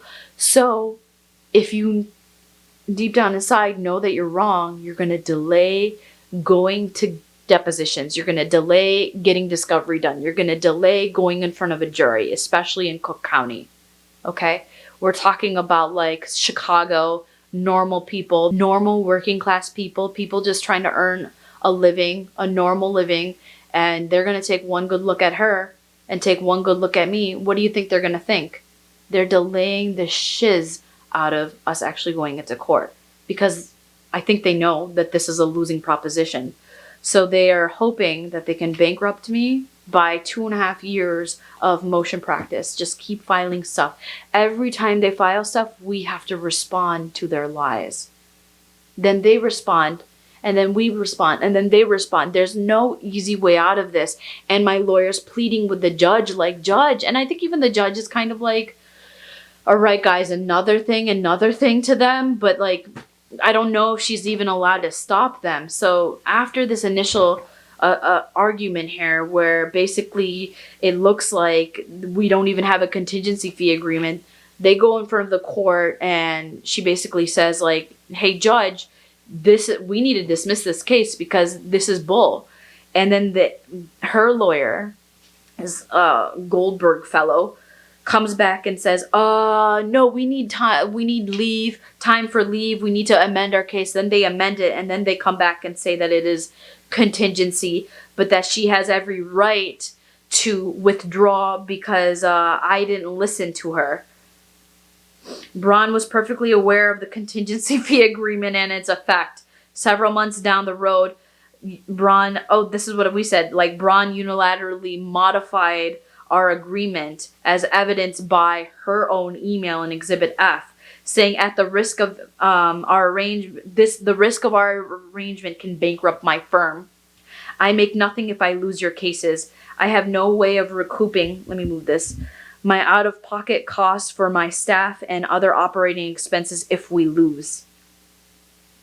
Instead of following through with the agreement that's with Sahi, Braun unilaterally terminated their relationship and withdrew from representation of Sahi in an email dated April 7, 2021. Despite objection by Sahi, Braun terminated his representation of Sahi prior to any contingency fee being generated.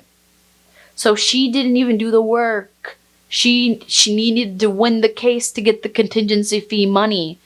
Either she wins, and if she loses, she would get zero. That's how contingency works. I'm just thinking, side note, I'm just thinking about the implication of this for civil rights attorneys, for accident attorneys, injury attorneys, medical malpractice attorneys. All these folks take on people that are like literally been wronged. You know, even like me, small business owner, right? We've been wronged. You take it on contingency. You're helping us. You're helping us, but you're going to get a lot more when you win the case because it's on contingency. She's getting 35 freaking percent. Sorry, my camera died. But I'm saying like she was going to get 35%. That's way more than what she would have made on an hourly fee arrangement. Well, I mean, she pads her hours, so I don't really know. On April 13th, 2021, Braun sent emails totaling $161,539 based on a non-existent hourly rate agreement. Though an agreement had yet to be reached, the parties also contemplated for Schmolta and Three-Faced. But an hourly fee was never discussed. So our argument is this is fraud. Then she comes back and she amends her case, and she does say that it is a contingency fee. Finally, she admits this. She admits this on August 22 of 2022. So it took her how many months to tell the truth on at least that part. But yeah, basically she says here that I refused and failed to pay. Obviously, I'm not paying you these hourly fees. Like, why would I do that? I never agreed to that. And she promised me in the LOE and all those email exchanges that I would never get a surprise bill from her and that she would get my approval before she started work on stuff. So, hello, like, why do you think that you're owed any money here? It doesn't make any sense. This is what I would tell the jury when I'm sitting in front of them. I would say to them, like, would you be okay if you signed an agreement with your landlord for rent and randomly the landlord says, hey, I know we agreed upon $3,000, but I'm going to start billing you $5,000. And also, every single time you decide to open up the door of your house without my permission, I'm going to bill you whatever I want. I won't even tell you how much I bill you, but I will bill you. But I won't tell you how much. It'll be up to me. Every time you open up that door. For my business, posting on social media is like opening up a door. And the problem is she was so paranoid and finding fault in things. She literally billed us. My attorney sat there in court and she's like, she billed her for this time and this time and this time and this time and this time for checking social media. It's literally evidence in her own billing that this is what she was doing. She was so paranoid. She was trying to look for a reason to back out. Her husband had just lost her job. She was paranoid. She literally wrote like in an email, at the risk of bankrupting me. Like, you should have thought about that before you took the case on contingency, but that's our agreement. You cannot change the agreement 7 months down the line just because it's not working for you anymore. And if it's not working for you anymore, okay, withdraw. But why am I being billed afterwards? Like, that's just not how contingency fee agreements work. And no jury is going to take her side. And they know this. That's why we're doing motion practice over and over again. And I've been billed up my butt for this. All right, then the next one, our motion to dismiss. I'm saying juries should know that lawyers generally put a lien on the case to recoup the money and bill it afterwards. So if any lawyer were to take my case on afterwards, she would have put a lien on it so that she could get the money first. And like I said, other lawyers, they took a look at what she wrote and they're like, this is not a good lawsuit. We're going to have to rewrite this. They don't want to give her $161,000 plus because they don't think that she did enough work for it. So that's where I was in the pickle. I couldn't get somebody to take my case on because they're like, she's going to come after us afterwards for damages. So they're worried about doing all the work and then Janet coming through and taking the money. So anyways, in our motion to dismiss, we're saying that like Braun needs to show a complete breakdown of our attorney-client relationship, which there was none. She just sent me this frivolous, like, freaking agreement, which no business owner would agree to. And she's like, here, sign this. And just because I didn't, she quit. And she's claiming that I didn't listen to her on, like, a legal matter. No, that's not how it works, bro. Like, it's very obvious why you quit. You cannot be like, I didn't listen to you for a legal matter. Prove it then. They have no proof that I didn't listen to her for something. Did she explicitly say, don't do something and I did it? Like, no. They're out of their mind here. Let's see here. She's saying that about the social media post, like Braun coached me, Braun coached Sahi on all social media posts, has no evidence that I refused anything to follow counsel on a legal matter, which she was retained for. They have yet to prove that I didn't listen to her for something. Like, that's crazy. One time she submitted some TikTok videos. And this is how I know she's writing this crap herself. She submitted TikTok videos to... Sorry, I didn't even finish this part. But yeah, she submitted TikTok videos to the judge, and Goldstein, her lawyer, didn't even know that they were the TikTok videos submitted. He comes back to my attorney and starts yelling at her that you didn't disclose that you were going to attach this as evidence, blah, blah, blah, blah, blah, getting all up in arms about it. She gets back to him and she's like, dude, you submitted the videos in your prior pleadings, not us. And he was like, oh, what does that tell you? That Goldstein's not even writing this shit. Janet's been fighting the lawsuit for herself. She's been writing this shit. Goldstein didn't even know what was in the freaking pleadings. Oh my God. It's like clown shit. You can't make this up. The judge. And in this video, I don't even mention the companies that, didn't mention the companies. I'm just talking about how like media is skewing stuff and like people use bots. People buy bots to skew the comment sections on stuff, which you and I know, but she's hoping that the judge is like an old person and doesn't understand how social media works. So she's trying to make me look crazy, right? What's funny was when I posted those videos, her response was, you look gorgeous. You look absolutely stunning. You look so good in those videos. I'm like, thanks. That was her actual response to those videos. Now, years later, she got a problem with those videos. Please, she coached me, and her timesheets show she coached me so much for social media. I would never say something that she would have been against, because why would I? I would not want to lose this case. You know what I mean? I listened to her. Now looking at what kind of a PR crisis she's in, and the fact that she's been canceled for calling like a fake wellness check on people, which I think is illegal. I'm not really 100% sure. This is all allegedly, but like I'm pretty sure that's illegal. And she's like doing false copyright strikes on other creators and stuff, and she's suing other people for false claims of defamation. It's not looking good for her. There are hundreds of videos going against her online right now. When I checked in February of this year, 2024, there were at least 80 videos on YouTube and like several videos on TikTok. So hundreds is like a very conservative estimate for what it might be today. But she's been canceled online. So why am I taking PR and communications lessons from her? Even though I was listening to everything that she said, I just didn't want to write it on a contract that she could sue me or like fine me an undisclosed amount anytime she's had a problem with something that I wrote.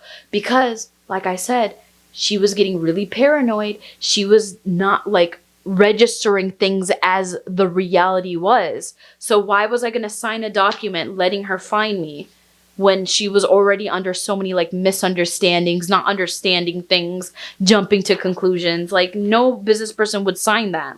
I've been editing these videos now for a couple of weeks, and I've been sitting on a smoking gun, and I didn't know if I wanted to include this in here. But I have evidence that kind of shatters her entire fucking argument.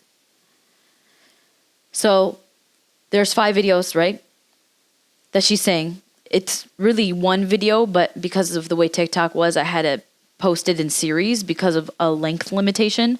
So it's like a 5-part series, one video.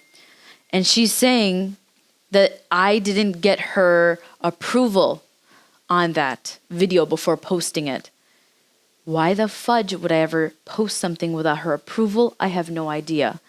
But I'm sitting on some smoking gun evidence that will dismantle all of that. So let me first show you the 5 videos first. Ew, you guys, I literally could not post the videos. I watched those 5 videos. It was disgusting. You guys, I don't even sound like myself. These are like literally Janet's fucking words she put into my freaking mouth. I'm telling you this right now.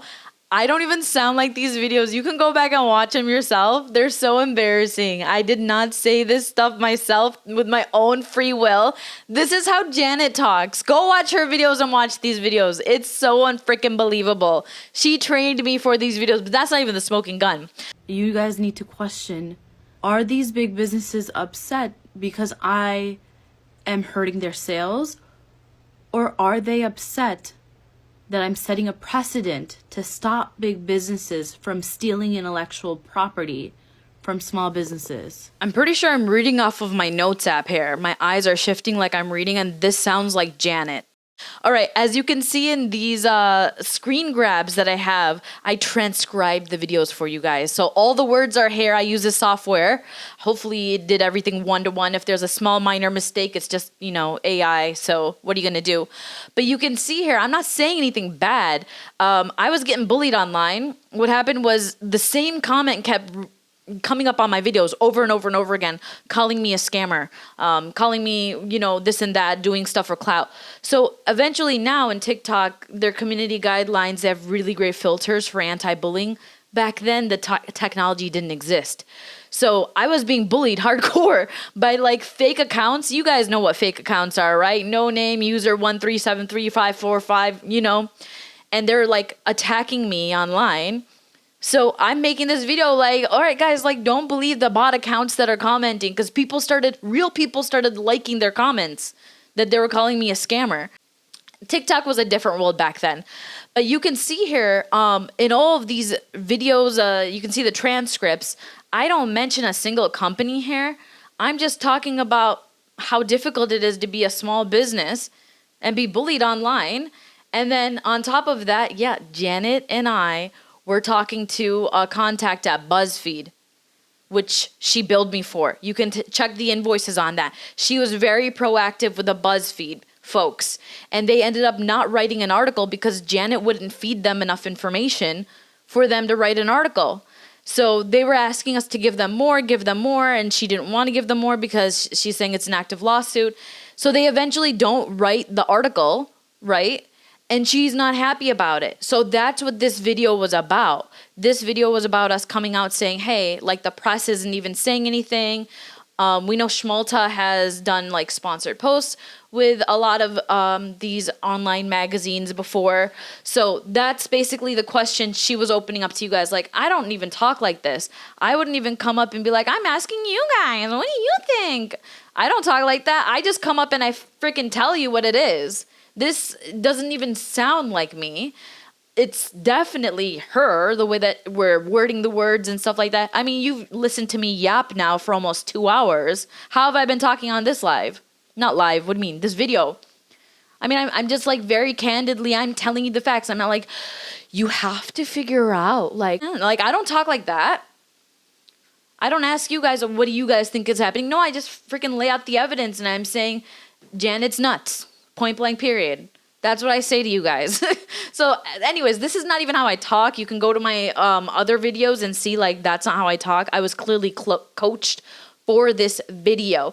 Now, what Janet is claiming is the day after I posted this video, I posted this Feb 9 of 2021 according to them.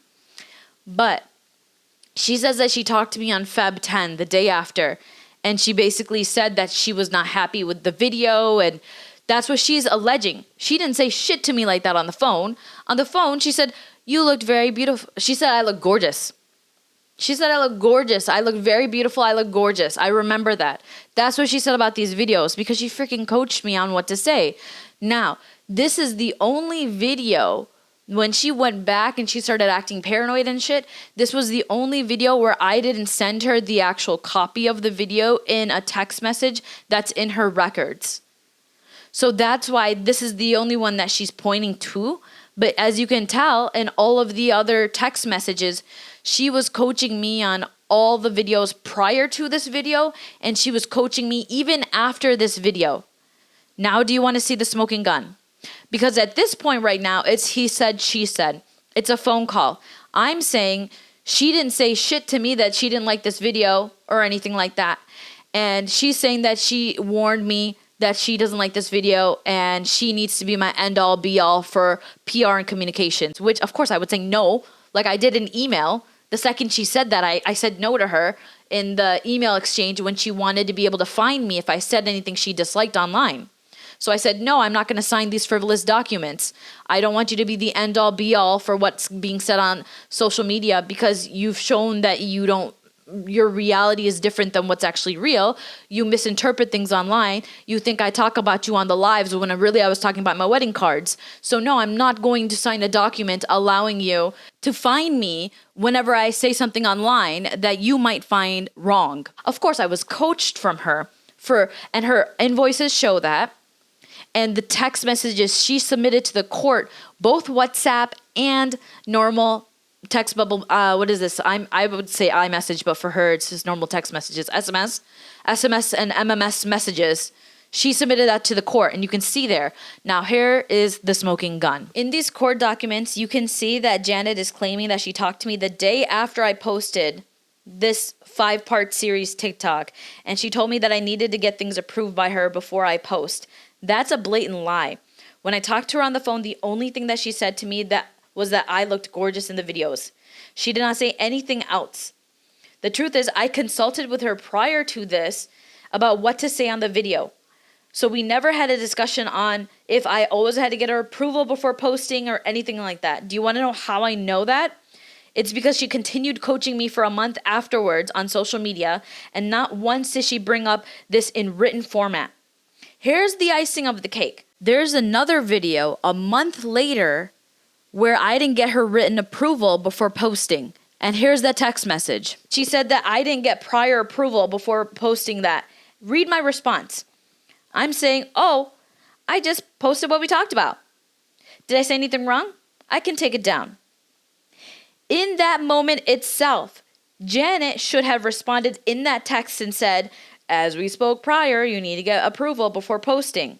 She did not say that because she made that shit up.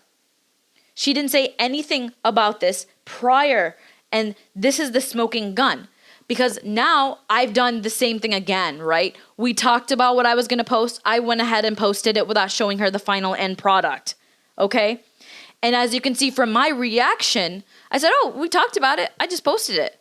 My reaction is not indicative of somebody who's going to be defensive and say, no, I don't want your prior approval. I know we talked about this, blah, blah, blah. No, you can see here, I am completely unaware that she's got this fictitious story in her head that she told me I need to get her prior approval for the final version of the video before I post it.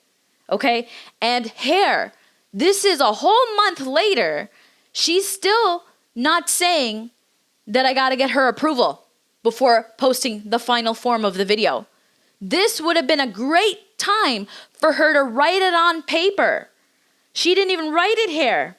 You can see that the only thing that she could have possibly said that was wrong about the video was my facial expression. And this is the same Janet that was telling me to make snarky facial expressions in another video, which I didn't do. So like I said, by this March time frame, she's becoming paranoid and trying to find reasons to leave. But here, she never even said that in writing. She could have said that right here. Hey girl, I needed your previous approval for this video. Huh? I needed to approve it before you post. She didn't even say that here. This is in March, a full month after those February videos that she's quoting in the lawsuit. Yes, she always coached me on social media. You can see that on her bills. You can see that in all the text messages. I went by and asked her for a lot. In fact, my dad was always like, does she not have other clients? Because she's always talking to you. And I'm like, no, I'm sure she's got other clients. But my parents thought that she was utterly useless because she was always calling me and talking to me on the phone. So trust me when I say she was nonstop coaching me on social media. And if you don't want to trust me, take a look at her own evidence. She submitted to the court a text message, all the text messages and the invoices that have her billing time and time again for social media coaching.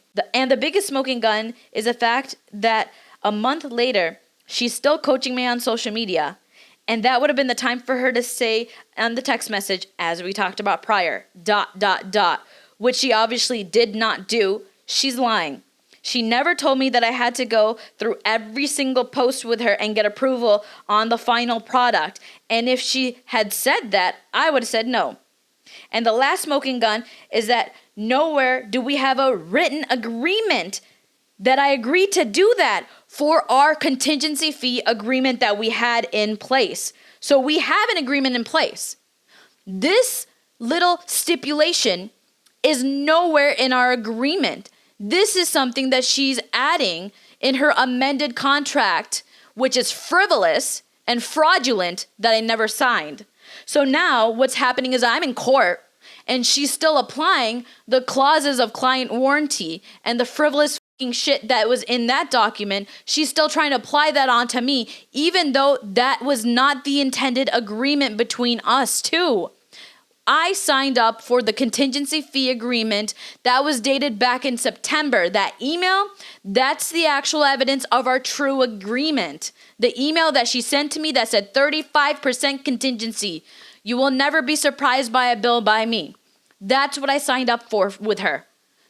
What she's doing now is she's trying to make her amended contingency fee agreement the reality for us. That's why she's billing me $400 per hour for every single time she checks social media.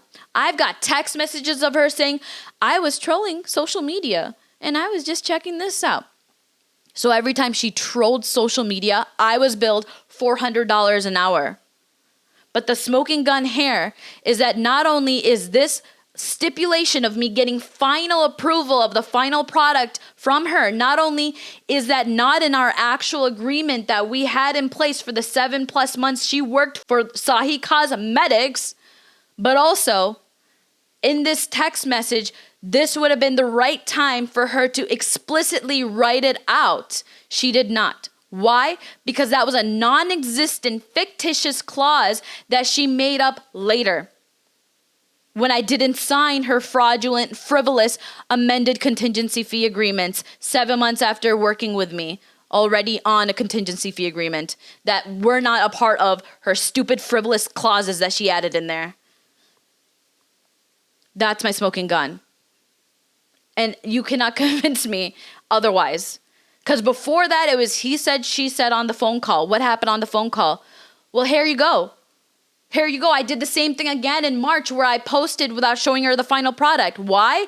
Because that wasn't a hard and fast rule for our relationship, attorney-client relationship. Nowhere is it written anywhere that that's a hard and fast rule. And you can see in March, if it was a hard and fast rule, she would have written it down there. You cannot convince me otherwise. And one more thing. Do you remember the analogy I told you guys about opening up the door?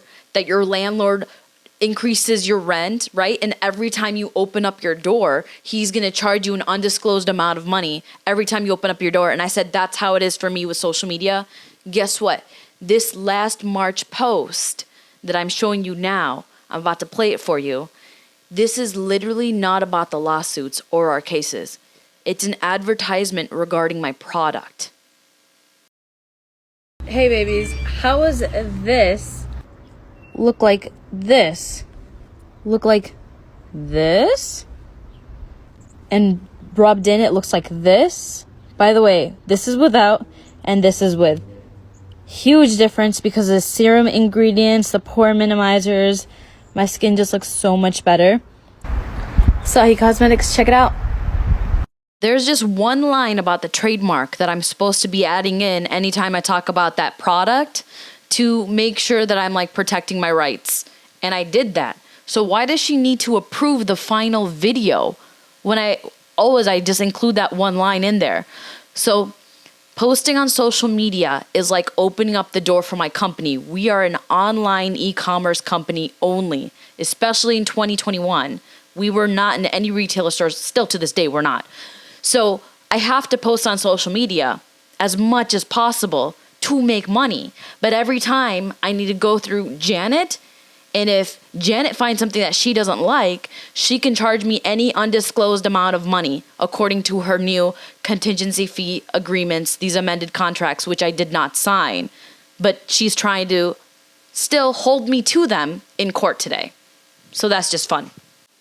Do you see how that video is not even anything about our cases? That video is just me talking about my product. It's just a normal social media post about my product. That's it. Opening up the door. And also, she had a problem with my facial expressions, making a mountain out of a molehill. That's what that is. There was nothing wrong with my facial expressions. Please go and see my facial. Do you think that this is how we would lose a case in court? Because I made a facial expression on one of the thousands of videos that I post about my product? Like, be so for real, Janet. This is so insane. I cannot deal with her right now. Here's the cherry on top of all the smoking guns and all of these things I'm showing you. She emailed me during the time that she was sending me these like fraudulent amended contingency fee agreements. She emailed me and she told me that there was nothing wrong in the videos that she could find at that time. Now she's claiming a whole different thing in the lawsuit. But I have that on evidence too, so I hope her lawyers know that she literally said that there was nothing wrong with my videos. Then she does a response to her motion to dismiss and says that I said that our attorney-client relationship wasn't at an end. I did not. All I said to her was, I'm not signing these freaking documents that you sent me. Keep working on my case without me signing these weird-ass documents that, like, obviously you're just trying to make extra bucks off of me because you think I'm rich. And I'll get more into that later. She thinks I'm rich. And I have evidence, really weird evidence of that. But long story short, she said that I ended the attorney-client relationship, but she withdrew. She admitted it in other things that she withdrew. I didn't say that. So this is easily provable. You know what I mean? Then she said that I had unilateral attempts to renegotiate the contingency fee. No, again, I have proof that in an email, she said, oh yeah, that's right. I did say that to you. I forgot. I did say that we would work out for the 3-faced agreement. So again, easily provable. Her story changes every single time she gives us something else. Then we go in for summary judgment, right? We do the whole shebang here. We're trying to tell the judge, like, listen, like, we wholeheartedly think that this is ridiculous. Like, she cannot, like, call quantum Merowit on any of these things because, like, she literally quit herself for no apparent reason. You know what I mean? And by the way, I knew she was going to try and bring up quantum Merowit because she posted a damn TikTok about it. She always does this. She posts TikToks about our freaking cases. And then she's like, no, it's just, whatever, Janet. Back to quantum Merowit. The case for quantum Merowit is like, let's say you're an attorney, you take on a client for contingency. You work so hard, right? You get right to the point where you've negotiated a settlement. And then all of a sudden that client cuts you out as a middleman, goes to the company and says, give me all the settlement money, even though you did all the work.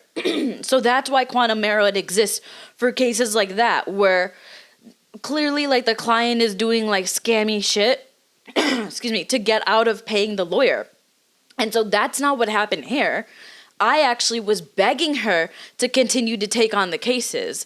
And when my lawyer told that in the judge that like, no, we have evidence that she like actually was emailing her after she withdrew as well, begging her to keep fighting the cases.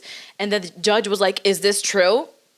So obviously she's lying. Quantum Merowit is not something that you can quote here, and all of the past precedent cases for quantum Merowit do not apply to our particular situation because only Janet would be dumb enough to think this through, this fraudulent scheme through. So quantum Merowit is not something that she could claim for our case. So we're like, no such facts are present for her to actually quit for any of like the past cases that have had want to narrow it, you know, we look at precedents, and like none of the precedent cases fit this particular case. So again, like I said, imagine what would happen if this sets a precedent for attorneys that are working for civil rights cases, for accident, for injury, for medical malpractice. You really need to think about, like, then no person can ever believe that a contingency fee agreement is a true contingency, because a lawyer can just up and quit and backpedal and say you owe some random hourly rate and pad the hours and send you a bill, because that's what just happened to me. So if this actually gets approved, like, this will have like greater legal ramifications than just me. This is going to set a precedent. And honestly, like, we will just appeal and take this to federal court at that point, because this is ridiculous. No one, first of all, they're not going to get past the jury in Cook County with this bull. They will not. Like, they're too smart. They're not going to get fooled by this woman. Then we go through summary judgment standard, blah, blah, blah. I have to give her an affidavit. Then they respond to all of this stuff. It's like freaking ridiculous. And now they are saying like withdrawal of representation was for good cause. They're trying to say like, I'm not an attorney, so why would I write the two-faced agreement? And I was just drafting the three-faced agreement. That's the part that freaking kills me, because her law clerks were going to draft it. And I was like, hey, if you're that unhappy with your law clerk's work, like, let me do it. I'll do it for you. And then she said, yeah, then we'll work out a lower contingency fee for that one. And I'm like, okay, cool. This is the conversation that we had. She wasn't happy with her law clerk. I said, all right, let me take it on. I'll help you out. Like, why would I do the work for free? Why would I ever do the work for free? If it's covered under a contingency, she should do it. I was just trying to be a nice friend and help her out. And also, yeah, like, I have all the information anyways, so what's the big deal? Like, I'll take care of it for her. So then she's saying, like, I'm not an attorney. I basically could get her in trouble. I'm like, bro, I'm just doing the first draft. You're the attorney. You're going to go through it still. I'm still giving you contingency for it because you're the attorney. But just because I don't like your law clerk, supposedly, her law clerk also said something really inappropriate to me on a phone call, and she admitted that on an email too to me. So basically, we both were like, I don't know about this character. You know what I mean? She's saying here that, like, I'm raising malpractice and ethical concerns if I help her do the draft of a lawsuit, which is the most bull I've ever read in my life, because the law clerk usually helps you do that. And the law clerk doesn't have a law degree either. So I'm not saying that I'm going to do it all and submit it. Obviously, you're the lawyer. I just want you, the lawyer, to look through it because your clerk hasn't been doing a good job. What the heck? You're allowed to say that. You're allowed to say, no, I want an actual attorney to look at the lawsuit. I don't want a clerk to write this up. She also mentioned that, like, I advised that I didn't trust her staff. No. She said that her clerk said something inappropriate. I have that in an email. She said that her clerk said something inappropriate to me on a call, and I'm never going to have to deal with that ever again. Crazy talk. Crazy. And then I said that I was insisting that legal work in connection to the trade dress previously compensated on a flat fee basis will have to be covered by the contingency fee for us to move forward. Listen, flat fee, woman. I paid you the flat fee. And you admitted that the acquired distinctiveness, showing acquired distinctiveness, is a part of the lawsuit too. And you also said that you could still fight my lawsuit without the trade dress. Right. So I could have done this without doing the filing in the first place. So which is it? This is the problem with her. She's like straight up lying about all of this stuff, going back and forth on her word. I'm just saying, I've already paid you the flat fee for doing this work. So either it's covered in the flat fee I've already paid you, or it's covered in the contingency fee agreement. But point blank period, I already paid you the flat fee, and this contingency fee, like, is for the lawsuit. And we have to do this work for the lawsuit anyways. So figure it out. You're just trying to double dip. And that's not a complete, your withdrawal for representation good cause. That's not good cause. That's you being shady. Again, You are creating the shady environment, not me. She's the one who sent this ridiculous agreement 7 to 9 months after we started working together and said, here, sign this. And it had all these terrible clauses in there, which no one in their right mind would sign. This is interrogatories. She does an affidavit. I do a supplemental affidavit. Now we're 2/14/2023, Valentine's Day of last year. I have to do a reply in support of summary judgment, which is great. We're going back and forth. She does a SIR response. I do a response to that. Motion to leave. Now we're talking 6/16/2023. Then she does a this is us. This is us? No, this is her. Plaintiff's motion for summary judgment on defendant's counterclaim.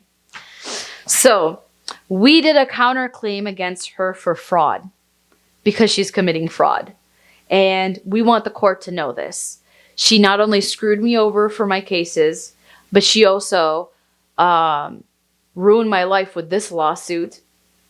Okay? And she's committing a fraud upon the court by bringing this lawsuit in. Like, honestly, I really hope that this reaches like an FBI agent or something that handles white collar crimes, because this seems like white collar crime type fraud. She's using her law degree to literally kill me and my business. That's what she's trying to do. This is the most ridiculous shit I've ever seen in my life, and I cannot believe I'm going through this. It's super embarrassing. Honestly, I got hoodwinked by this woman, and people ask me all the time, like, you trusted her to be your lawyer? Like, one good look at her, she looks evil. I'm like, I didn't think that. I thought she was my friend. So obviously, I'm really embarrassed that I hired her in the first place because she's a terrible person, but I didn't know that back in 2020. Now the whole internet knows that because she's been canceled online, but I didn't know that back then. More response. Plaintiff's motion to strike affirmative defenses. Now we're looking at freaking this year, January of this year. She's trying to strike our affirmative defenses. Then we go back and then we have to answer. We're going back and forth even up until today. She also was trying to make it seem like she had an issue with me posting stuff on social media because she knew that like a conservative judge would like frown upon me posting stuff on social media.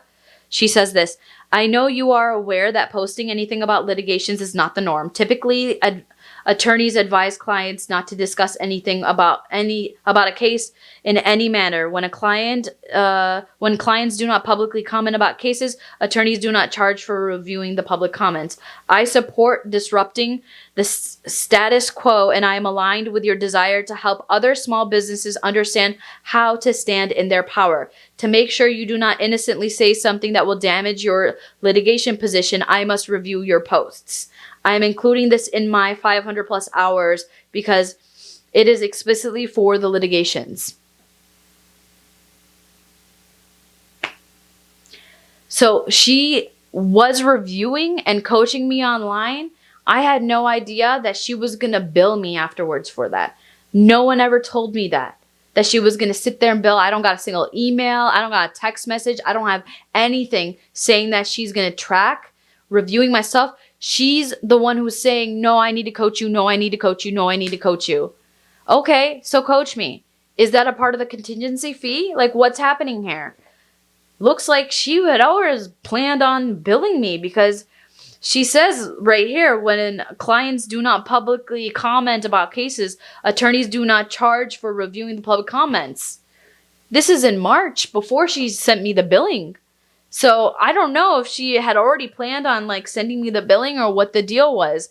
But honestly, with the way that she was checking her social media nonstop on the billing, like every line item, it looked like she was searching for something.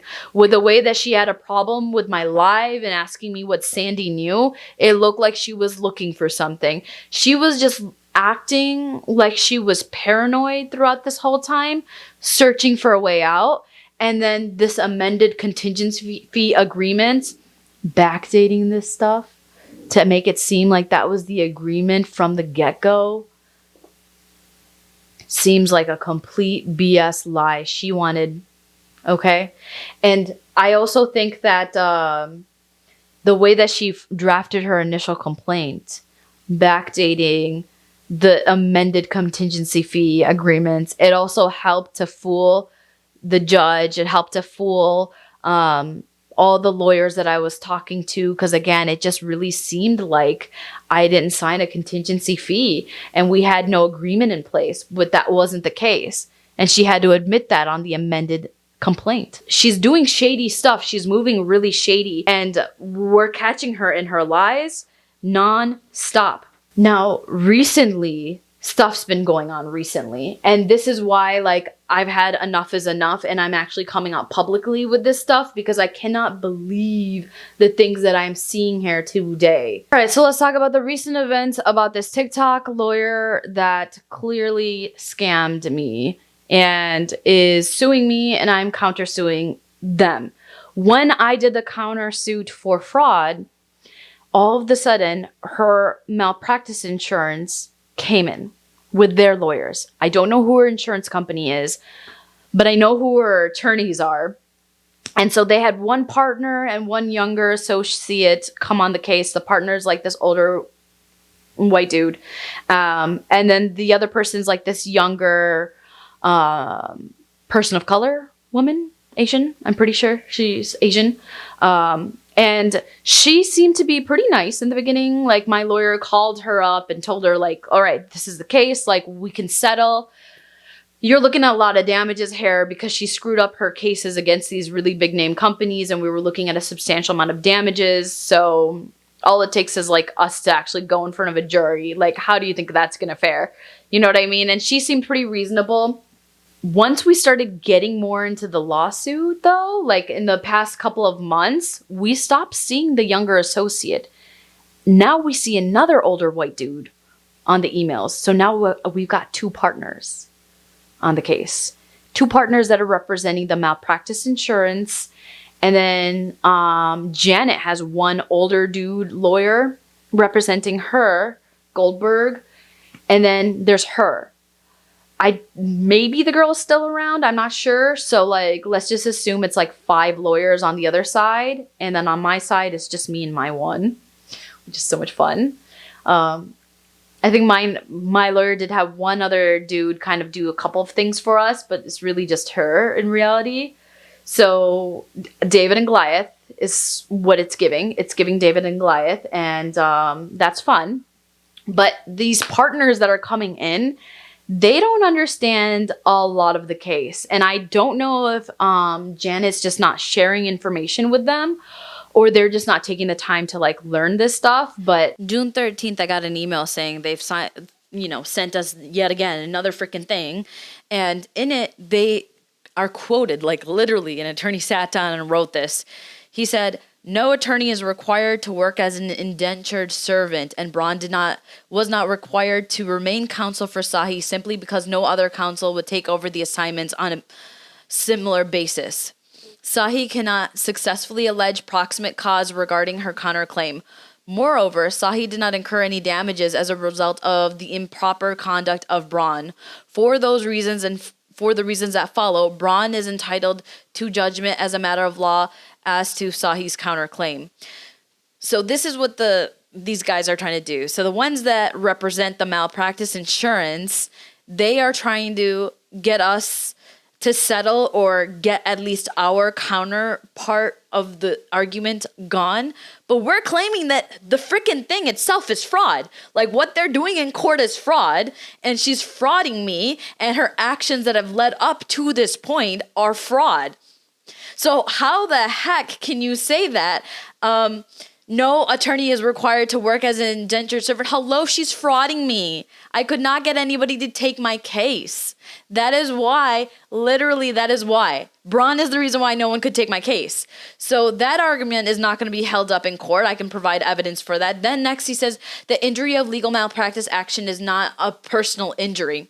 I love that he put this in here. And is not the attorney's negligent act of self, rather is blah, blah, blah, blah. We didn't even claim this. I don't know why he put this in there. They go on to say, in her counterclaim, Sahi alleges that Braun improperly abandoned the beauty blender, the Schmoody Schmender, a litigation, leaving her unrepresented and without a path towards recovery.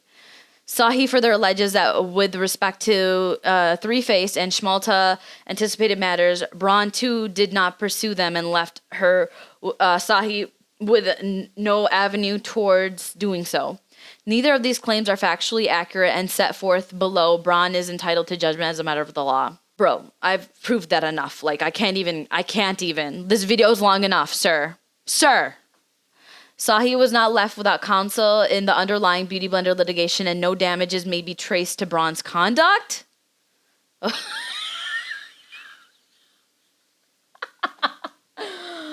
Okay, bro. All right.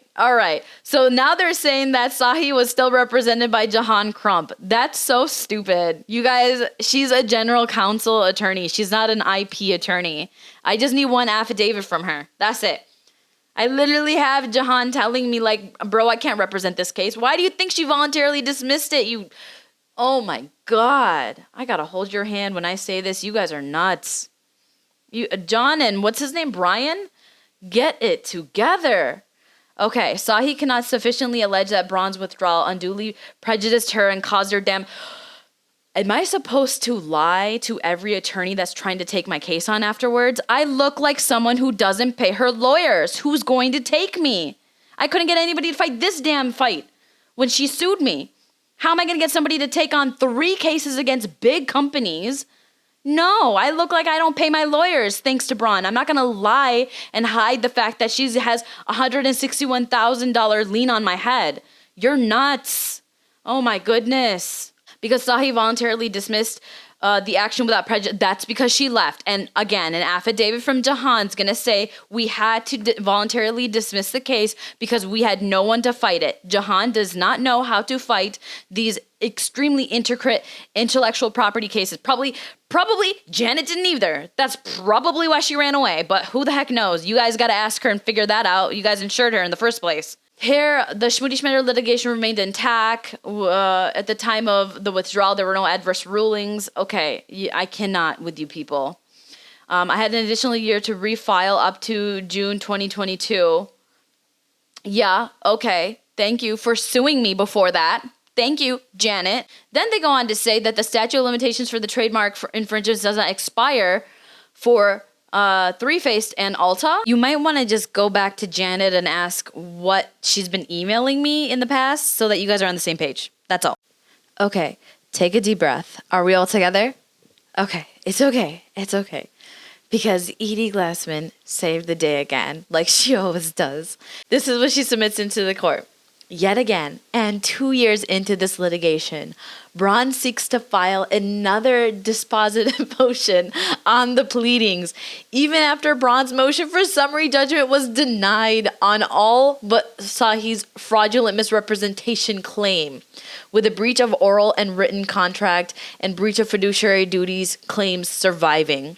So the one that wasn't they didn't accept it was we were trying to say that she's inducing fraud from the get-go when she signed me as a client.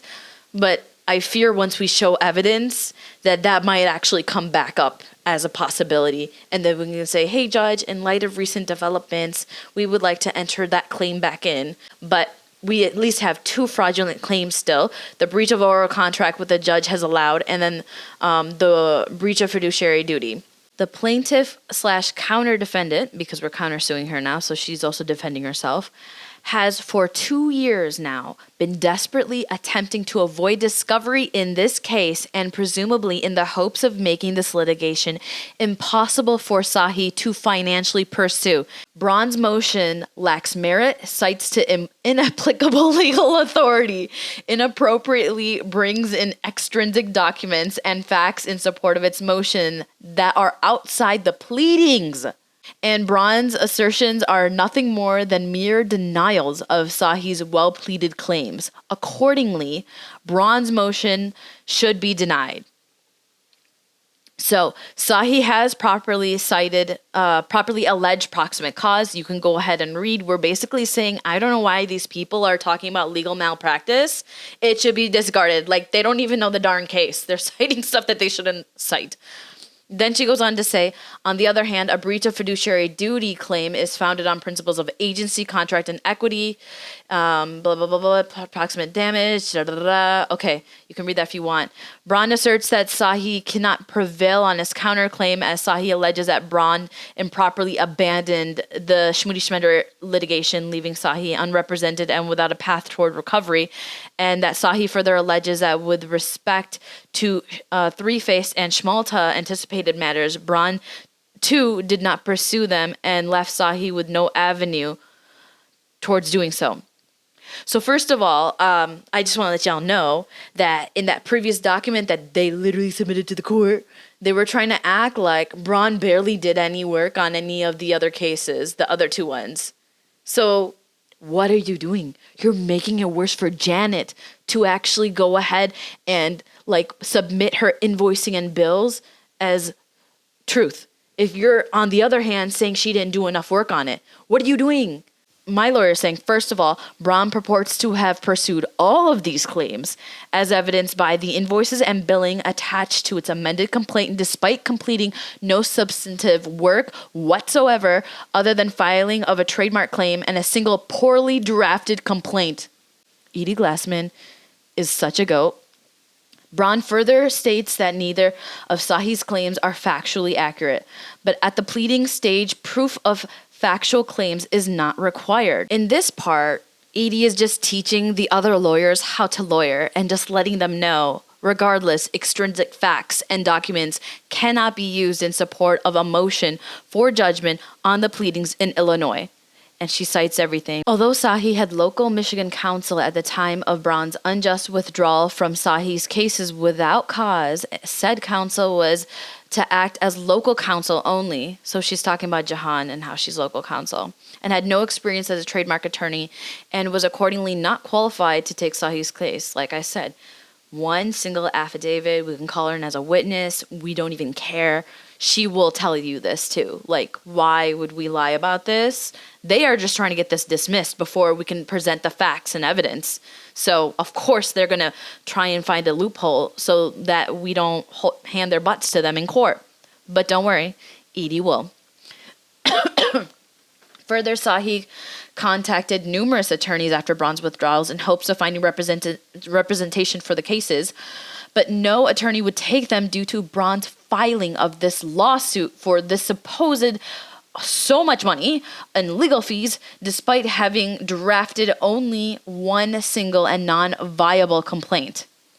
In addition, according to other attorneys Sahi contacted, the complaint was so poorly written, was subject to motion to dismiss, and would have to be completely rewritten. The attorneys could not take the case with such a large alleged lien on the file, especially where little or any substantive work had been completed. All of this evidence in support of the fact that Sahi could not find new counsel will come out and will be proven in, what is that? Discovery, babies. Discovery. Let us get there.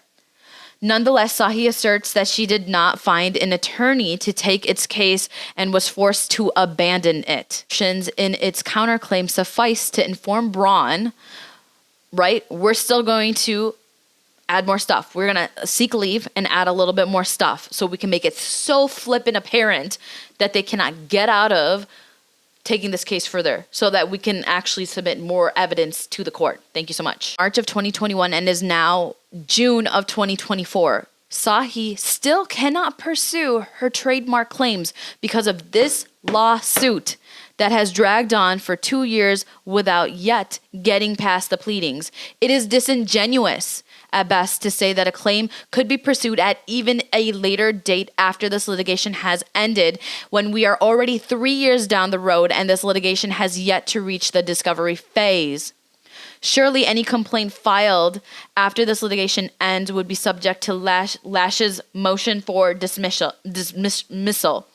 In any event, Braun's claims are purely speculative in this regard, and accordingly, Braun's motion must be denied.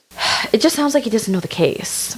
And also, did you forget that Janet's been billing me $161,000, sending debt collectors to clog up my customer service lines, literally doing all of the most right? So who in their right mind, what lawyer would take this case and say, oh yeah, we know this other attorney is going to put a lien on your case for $161,000, but yeah, let me take the case. And oh, she just filed one motion, she just filed the initial lawsuit, and we've got all of this other stuff to do, and she wants 100 and what? 161,000.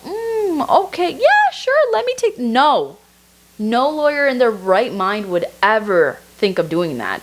So 2 + 2 = 4, but apparently SMB doesn't know that. I don't understand why these people would even write this on paper. Like, this is embarrassing for even me to read. Like, why would you think this? So they're saying that she didn't abandon my cases. She definitely abandoned my case and made it extremely difficult for me to move forward with it. In fact, it was a non-starter. So I couldn't find anybody to take these cases on. So yeah, she's held liable for the damages. She should have just fought the darn cases and won instead of billing me and doing all of this stuff, because obviously she's going to put a lien on the case the second a new attorney takes it and we resubmit it. That's what's going to happen. And we can explain that to a jury and they'll get it. So anyways, then they file this thing. My lawyer responds, kind of puts them in their place and says everything that I'm saying to you, you know. Meanwhile, they haven't answered discovery. They're not giving us the evidence that we're looking for. And so we go to court last Friday. And my lawyer, Edie's like, you know what? They're not answering discovery. They're not showing their evidence. We're not moving forward in this case. We're just doing motion practice, Your Honor.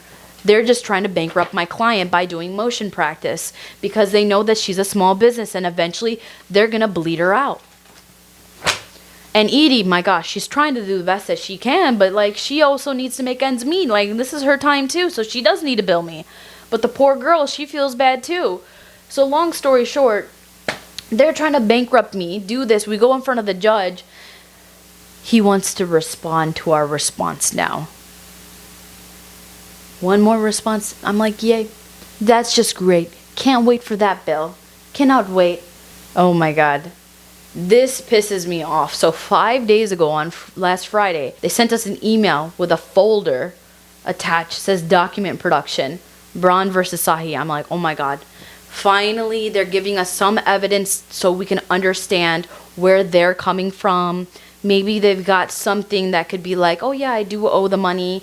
I open it up and there's a folder called TikTok videos. I'm like, TikTok videos? What's going on here? And so she's got a 5-part video of me talking about the case. Okay, I knew that she was going to attach that, even though she knew what I said in that video, and I didn't mention the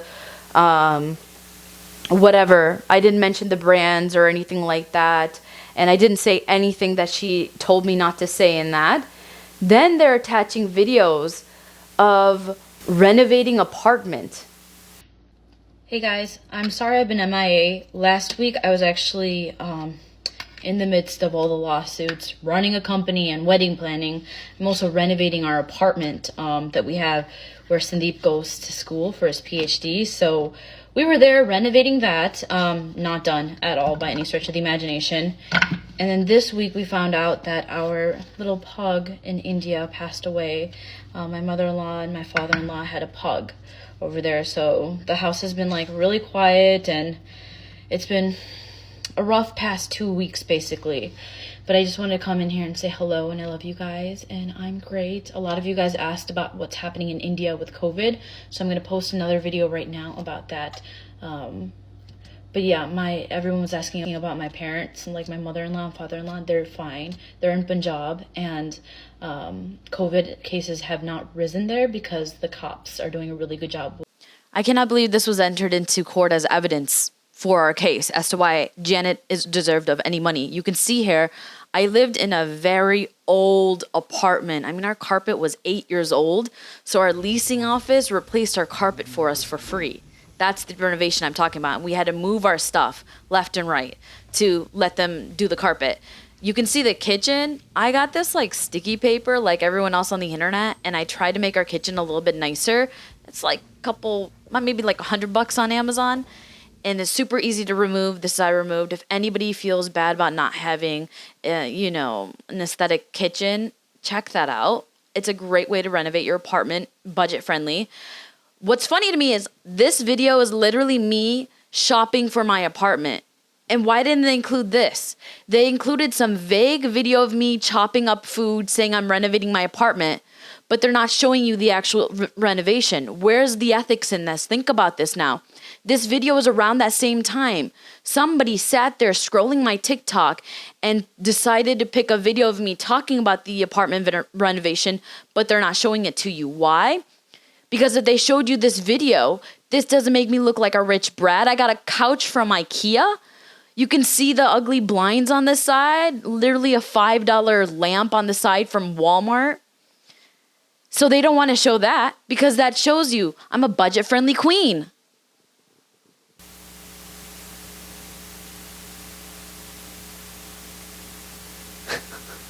Then they have a video that says laser hair removal, and I'm explaining the science behind laser hair removal.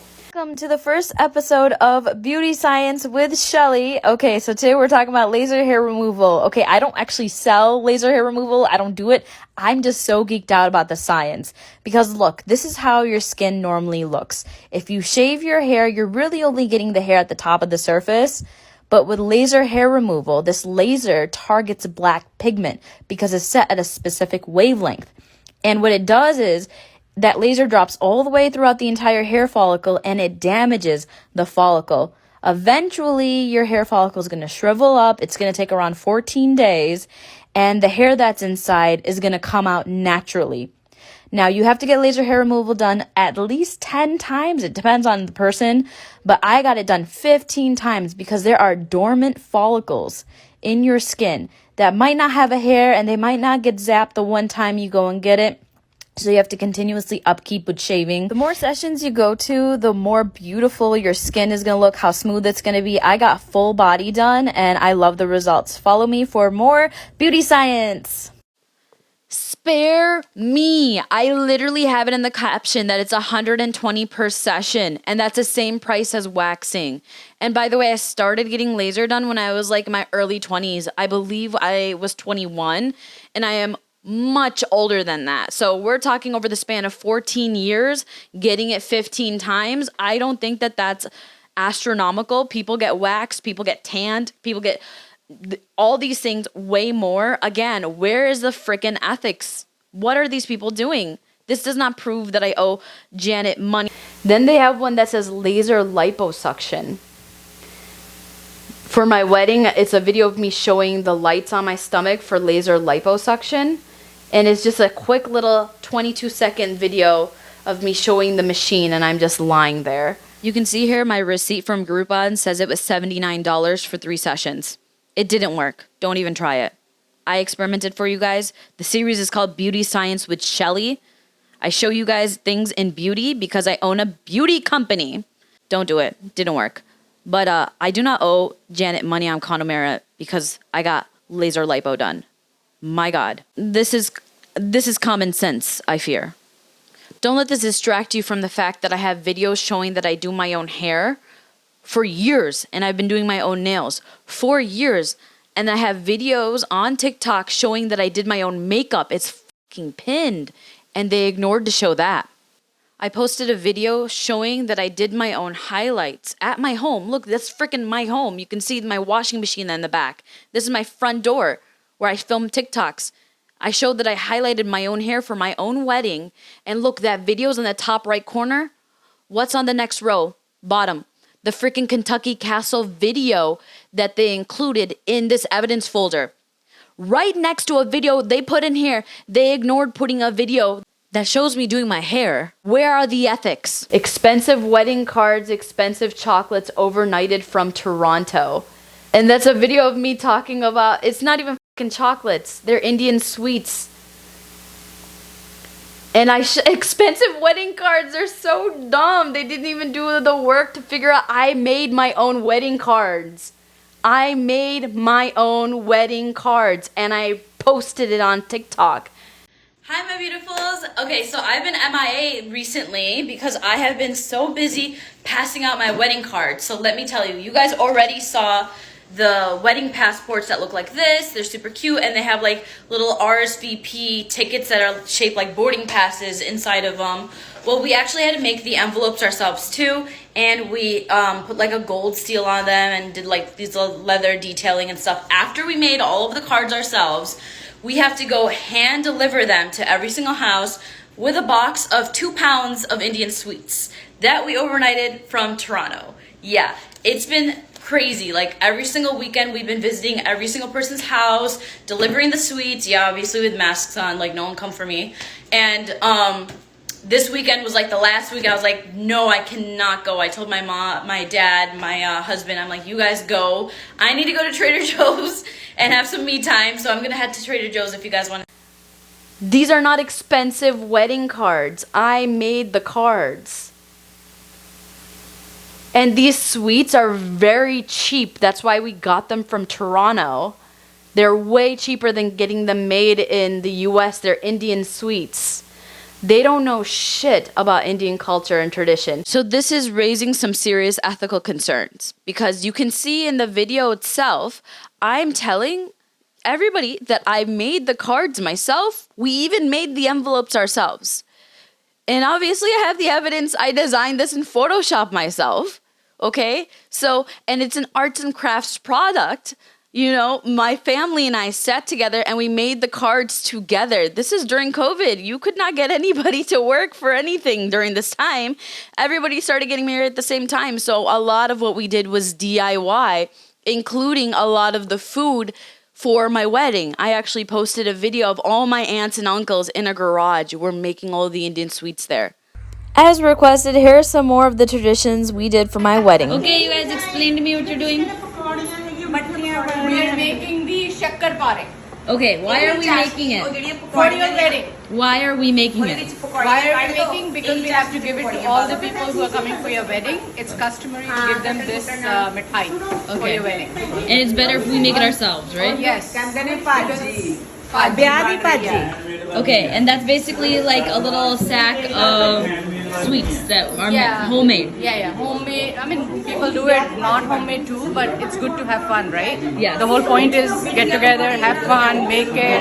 Let me tell you something. The greatest force in the world is when a bunch of Indian aunties get together and have one plan in mind, because we made so many of these boxes for my wedding. We were going to actually get it catered. That's what my mom wanted to do.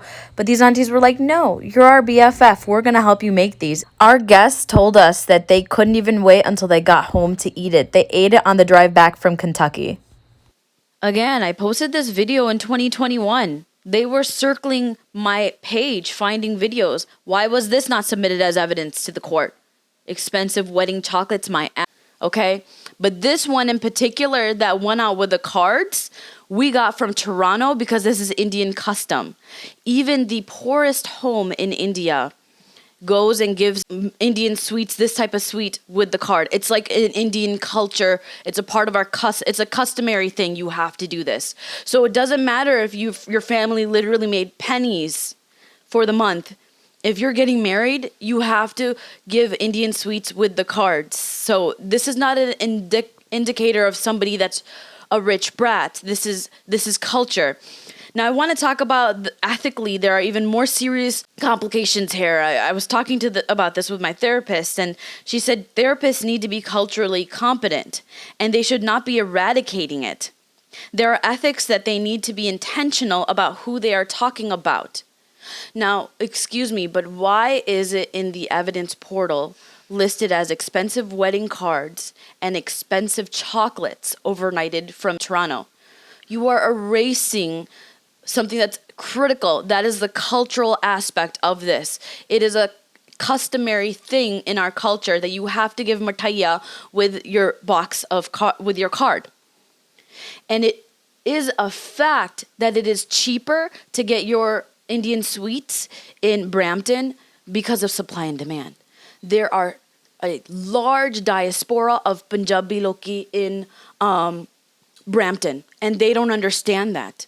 And so, of course, the sweets are cheaper in Brampton. Why? Because number one, people are culturally competent, okay? They actually know how to make it really well. You cannot get Indian sweets that taste that good here in America, in where I was living in at the time. And number two, it's cheaper because of what? Supply and demand.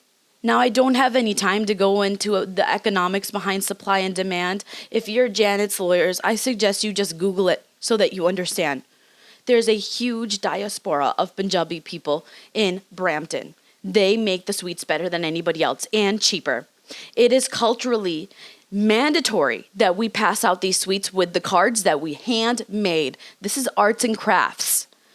I'm so disappointed that you guys are erasing my culture for the sake of filing this frivolous lawsuit, and the fact that it's written this way in the evidence portal speaks volumes. You ought to be ashamed of yourself. How can you even look at yourself in the mirror?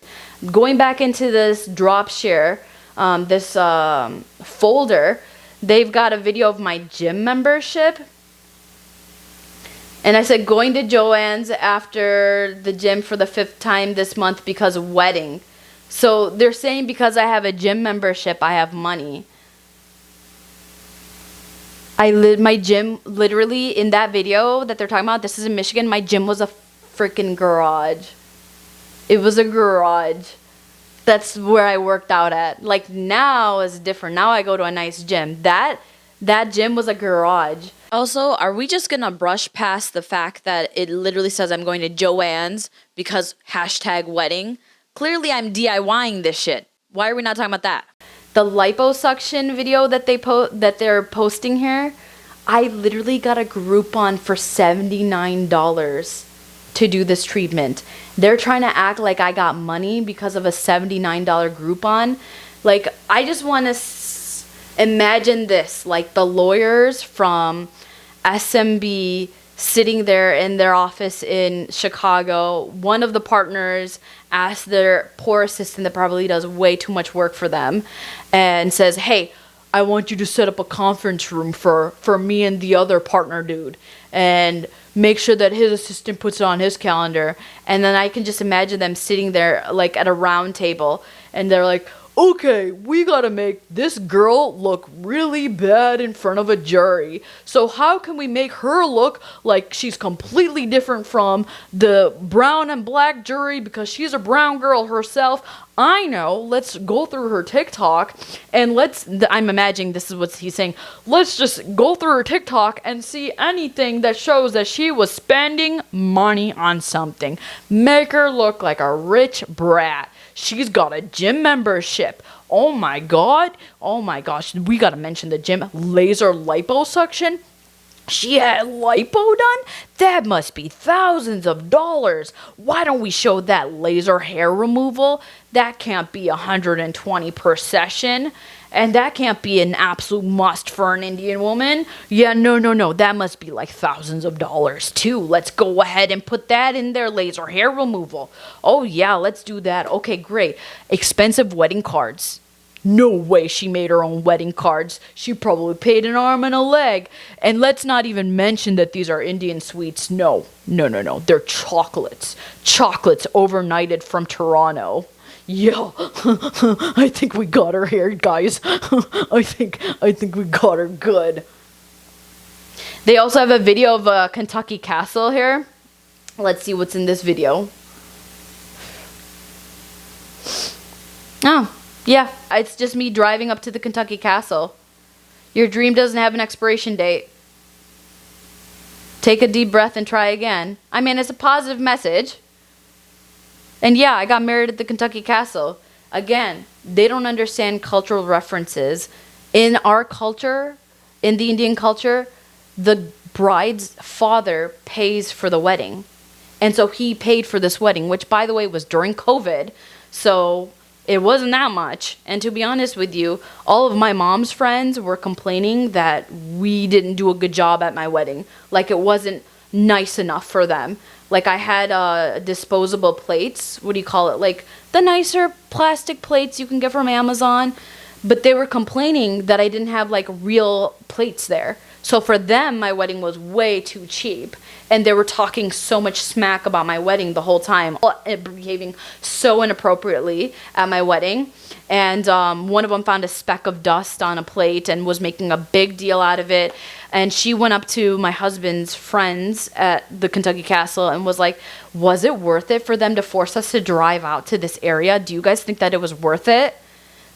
So that's what my guests are saying. They're saying that my wedding was terrible and not good and we were being cheap and everything.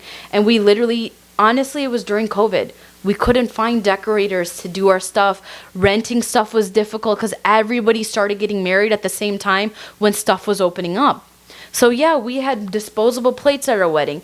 And I actually set up the tents with my uncles the day before at the Kentucky Castle. We set that up. I have video evidence of that.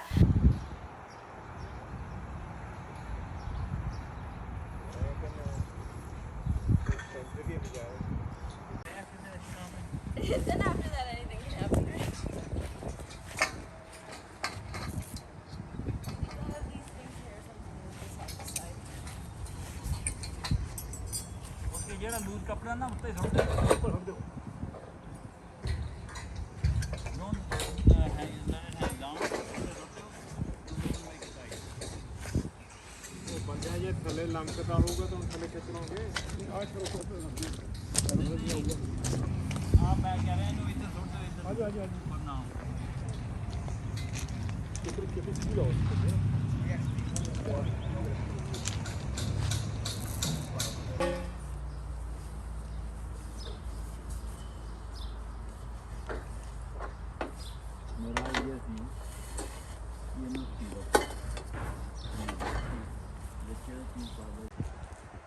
ਆਪਣਾ ਵੇਖਣਾ ਕਿ ਕਿਸ ਦਾ ਵੇਖਣਾ ਹੈ ਸੈਲੀ ਸਿਆਣੀ ਹੈ ਸੈਲੀ ਕਹਿੰਦੀ ਸੈਲੀ ਨੂੰ ਪਤਾ ਕਿੱਥੇ ਨਮਾਉਣੀ ਕਹਿੰਦੀ uncle you fine I can deal with you later.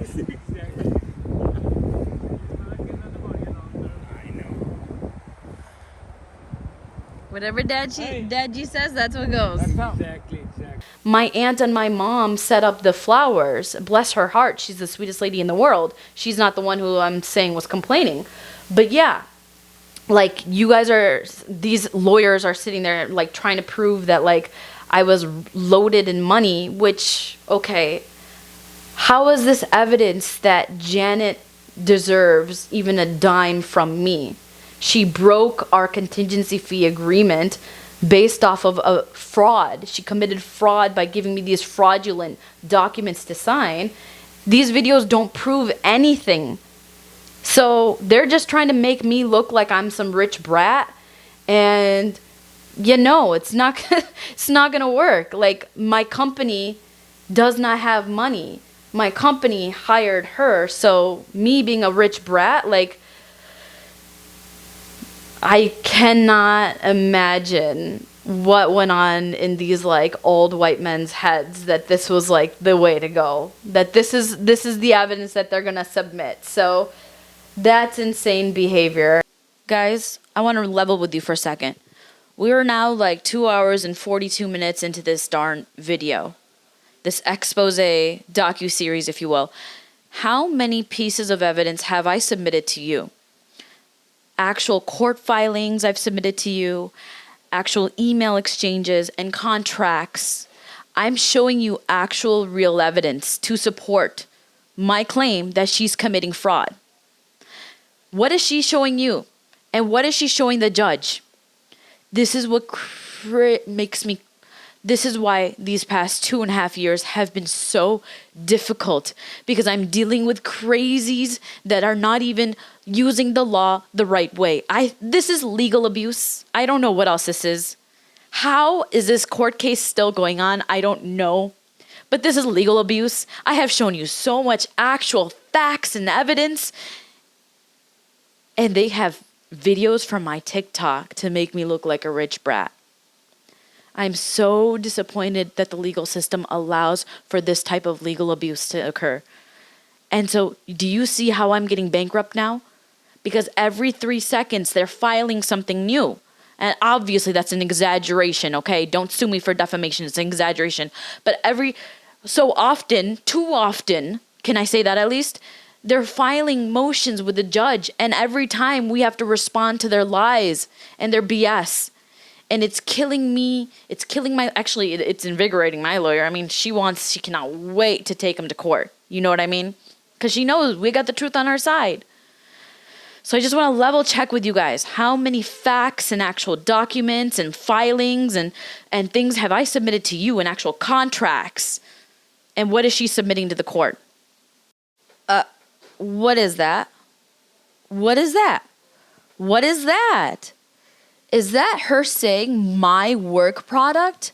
Because this changes everything, you guys. Hold on. In this video, the only thing that I can say, because this is all like screenshots from Google, but the only thing that anyone could ever claim is my work product is the trademark stuff, which I paid her a flat fee for. So no one from SMB would title this as my work product. Only she would. Are these videos coming directly from Janet? Holy crap. Now I need to speak directly to the fake two white dude lawyers that are representing the fake malpractice insurance. I need to speak to y'all directly. She's lying to you. Your client is lying to you. How do I know this?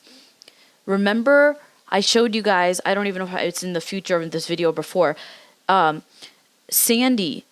She got paranoid that I was talking about her and my cases on the live, and I sent her screenshots talking to Sandy. And in those screenshots, you can see that I was telling Sandy about how Sandeep and I are equally making the cards together. Thank God that's not the norm for most brides. I'm talking about me making my wedding cards, right? And obviously in those videos, I'm clearly saying it. So if this is your client sending you these videos with these headers, she's lying to you. She's basically fudging evidence for you. That's what she's doing. So I think you need to have a serious conversation with her. Why? Because she knew I made my own wedding cards. Not only did I tell her that on the phone, I've posted about it in the video she's submitted as evidence to you guys in your SharePoint folder. I'm literally saying it in the video that I made my own cards. So what is the purpose of her lying to her own lawyers? If this is true, if it's true that all these videos are coming from Janet herself, you guys, you need to be careful. Your client is not telling you guys the truth. I think you guys have, you know what lawyers say, right? Clients lie. You know what else the lawyers say? Lawyers make the worst clients. So have fun with that. And then most recently, she answered some interrogatories and she denied that she solicited me, which is so dumb because you lied. She just lied in a court document and I have evidence that she solicited me. So Janet, I need you to explain to me, why did you comment on my viral video talking about Shmoody Shmender, the very first one, and you said, and I quote, "I can help, period. This is my area of law, period." She needs to reach out to me if she wants her rights and powers demystified, period. I hate that word demystified. You need to stop using it. Retire it. This is you soliciting me on social media. You commented on my post and said that I need to reach out to you and that you can help. This is your area of law. You just lied in a court document. I will see you in court. So now it's like getting weird. Not only are these like old dudes sitting in the conference room allegedly sourcing my videos and trying to make me look bad, and like now it's like a personal attack against me. Like, I don't understand. Was this not enough? Like, were these motion filings, was motion practice not enough for you? Sorry, I missed one. And I actually didn't even print out the most recent ones because I just can't, like it's too many papers. I feel like I'm killing a whole tree with all the motion practice that we're doing here. So I don't understand what their motive is for doing this. It just, to me, it looks like they know that the second we do a deposition, it's game over. Like the second, I would love to get in a room with these partners and talk to them face to face and be like, bro, what are you doing? Like, you don't have any evidence here. I have all the evidence. Everything that Janet's saying to you guys, like, I don't know if she's just not telling you the truth or what this is, but this is not, you know, this is not how, like, lawsuits are. Like, you cannot show that I have a gym membership and be like, that's why she should pay Braun. Because I have a gym membership, I should pay Janet. It's a contingency fee agreement. There's no previous precedent that you can apply to say that I owe her the money.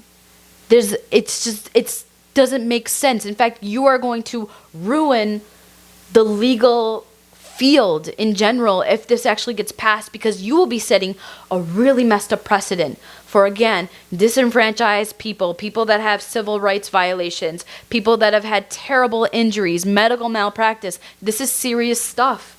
Small businesses like me, like, let me not discount myself and what I went through. This is terrible that I'm literally fighting my attorney who's frauding me in court when the real enemy was honestly these big businesses that screw over small businesses all the time.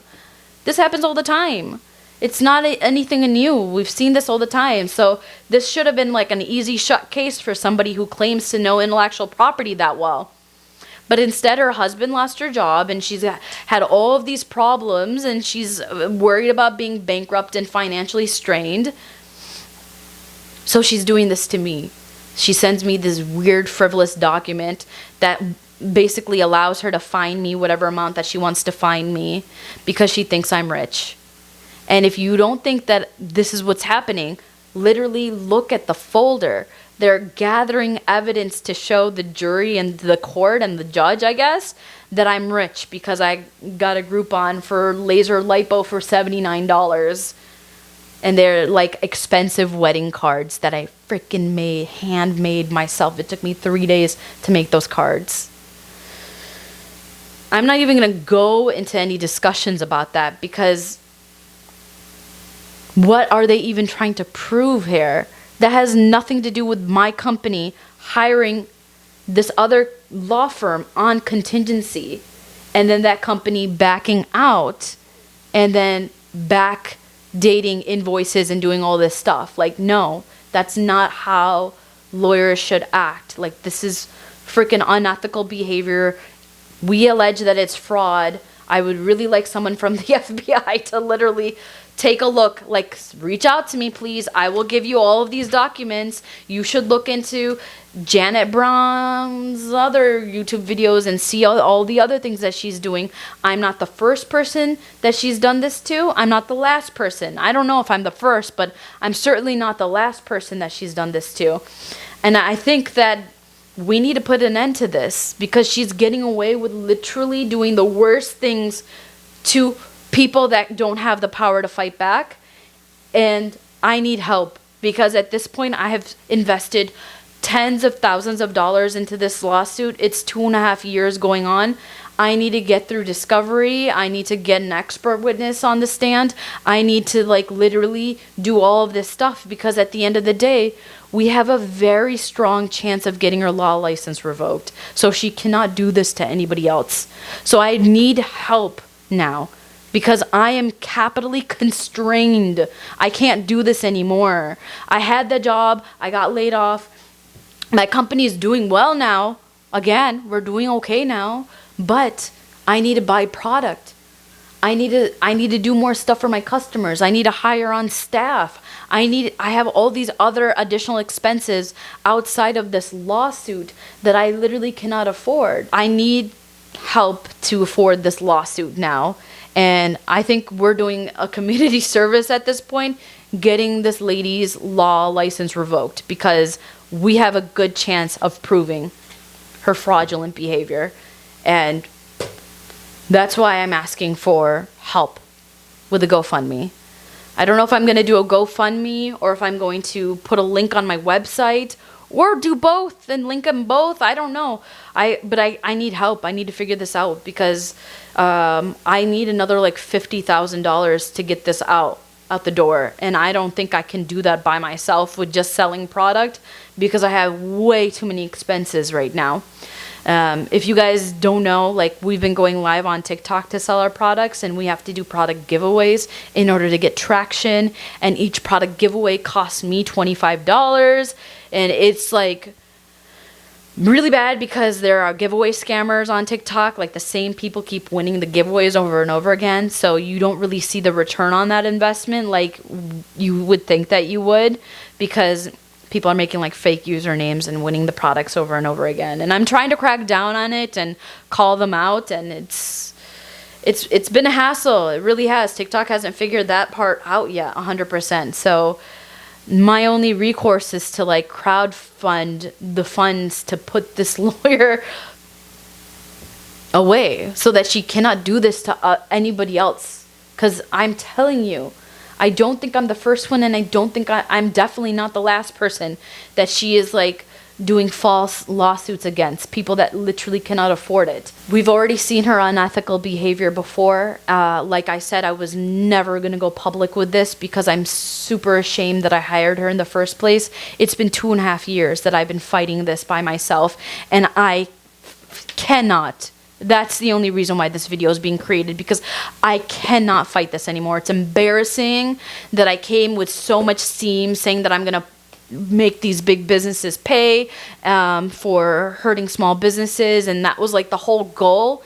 And I failed because my lawyer left me high and dry and ended up scamming. She's the scam artist, and I fell for it. So it's very embarrassing. I didn't want to tell anybody about this. And if you want any proof of this, literally, Janet was trending on TikTok and YouTube in January. I could have very easily used the right hashtags, gotten the search engine optimization to a T, and gotten my video out there and raised my funds then. I could have. I did not, though, because I'm literally ashamed and I'm embarrassed, but it's to here now. Like, I can't even like sink or swim. I'm like literally no option but to sink, unless if you guys help me. That's where I'm at right now. So thank you so much for listening to this entire long ramble rant. It's gonna take me forever to edit this, but I really hope that I can get this out to you guys as soon as possible. This has been a long time coming. I'm sorry that I've been hiding this from my followers this whole time. Like I said, I was just really ashamed and just sad that I hired her in the first place. She's like literally my biggest mistake in business so far. I wish that I had never ever met her or responded to her when she told me that she can help me and I should reach out to her. I really wish I didn't respond to her. It's the biggest mistake of my life. I wish I had known that that's soliciting clients, and that's technically unethical, because that would have spoken to our character in the beginning. But again, we just don't know these things. Like lawyers know these things, but common people like you and I, we learned this afterwards. I just wish I had known the type of person that she is, and I never hired her. But here we are anyways. Hopefully we'll be able to take this all the way through, get her law license revoked, get this case done and over with, get the damages paid, so hopefully I can recoup some of the funds that I have invested into this terrible, terrible, useless lawsuit. And yeah, hopefully we come out winning with our countersuit. So I pray to God everything goes well here. Thank you guys so much for listening to me, and I'll see you in the next one. And of course, if you guys have questions, ask away at the bottom. I'm sure I will be responding to any questions. So if you have any questions about like, where's the evidence, this, that, there's some things that we are like not showing right now because obviously there's an active lawsuit going on. Whatever I can answer to be as transparent as possible, I will. I'm not helping the other side. You know what I mean? Like, the other side needs to do their own freaking work. And clearly, by the things that they're submitting right now, some of these partners like haven't even read the case properly. So they're off to a good start. But anyways, long story short, thank you so much for listening to all of this, and I will see you in the next one.